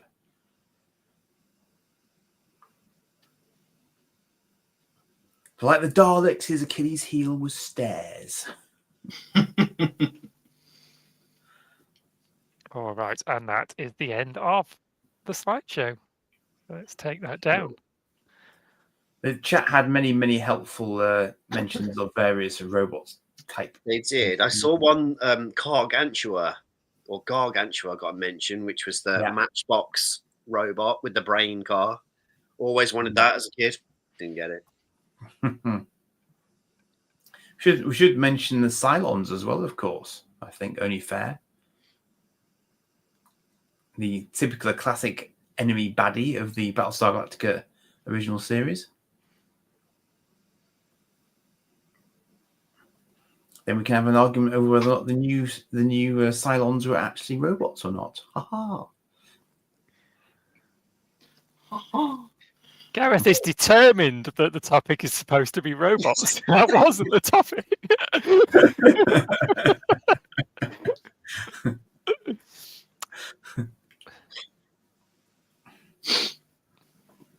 Oh, well. Right. I think that's the end, isn't it? Yeah, Nice one. that was incredible. 2 hours, 4 Nice minutes. little That might be a trip new down record. memory lane, as 'twere. All right. Let's wrap things up. Andy, thank you for coming on as our special guest. Would you like to tell people what you've got coming up and where they can find you on the interwebs and stuff? Well, in real life, you can surely find me in New York if all goes well. I'm flying on Tuesday, so my channel will be a little bit quiet. I have got one video lined up for when I'm away at the moment. I desperately need to get 2 more in the can before I leave, but I do have tomorrow off, so I might be able to make that happen, but it's going to be a bit tight. So yes, there might be rather light videos, I fear, for the next week or so, and then I'll be back. I'm hoping to do a little bit of filming while I'm out there, but it is primarily a holiday, so I'll see how I get on, and then I'll be sort of back later after that. But yes, normally I have 2 a week, Mondays and Thursdays, and sometimes I appear on things like this with other people as well on a Wednesday. Yeah, and I assume there's a Cosmic Council coming up on Wednesday. It might be an intergalactic, intercontinental Cosmic Council if I'm very clever about it. But again, I'll have to see. Right. Well, if you're not on it, of course, we're not going to watch it. Gosh, I did mention Wally earlier. We will. Yes. That's Wednesdays at 8 p.m. Cosmic Council on YouTube. Do join with those guys and watch that. It's a fun old time. And then I also want to shout out here, next Sunday at 8 p.m, we won't be about because we only do this every 2 weeks. But Ed over on Vaults of Iacon on YouTube, if you're interested in a bit of retro gaming, has been doing these live streams where he plays some Spectrum games. Spectrum! And on the last week's show, he played Spectrum and Atari games, which is what I've taken a screenshot of here. And compared the same game on the 2 platforms, which was very interesting. So yeah, if you've any interest in that sort of thing, I'm more of a Mega Drive boy, as you saw with my pickup. But I just generally like to kind of see the history of games, and it's fun. Ed gives you a little talk through, tells you some information about the games, how they were developed, and all that kind of thing. So it's a good watch. So if you are free at 8 p.m. next Sunday, you can join Ed for that, and I'll be in the chat probably. I usually am because I'm enjoying that. And in 2 weeks' time, Rudy and I will return, perhaps with another guest. But we haven't sorted anything like that out yet. We just get this show out of the way first. And yeah, we'll be talking more about 2 weeks, and we'll be talking about toys again, because that's what we do. And maybe some of you can join us, which would be lovely. It's lovely to have the people in the chat with us. Although we would do it anyway, wouldn't we? But but it's nice when people take the trouble to join us, and we do appreciate you. So thank you. Does anybody have anything else they want to add? I don't think so. Me either. All right, then. We will say, that's all, folks. And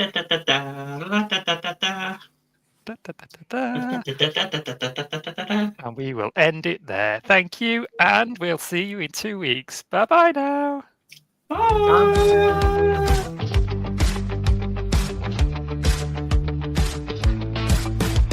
Plastic dreams and shells that glow. Action heroes steal the show. Collectors' hearts where toys alive. Toy me, toy you, it's what we do. New releases breaking through. Toy me, toy you, it's all brand new. The past and present in full view.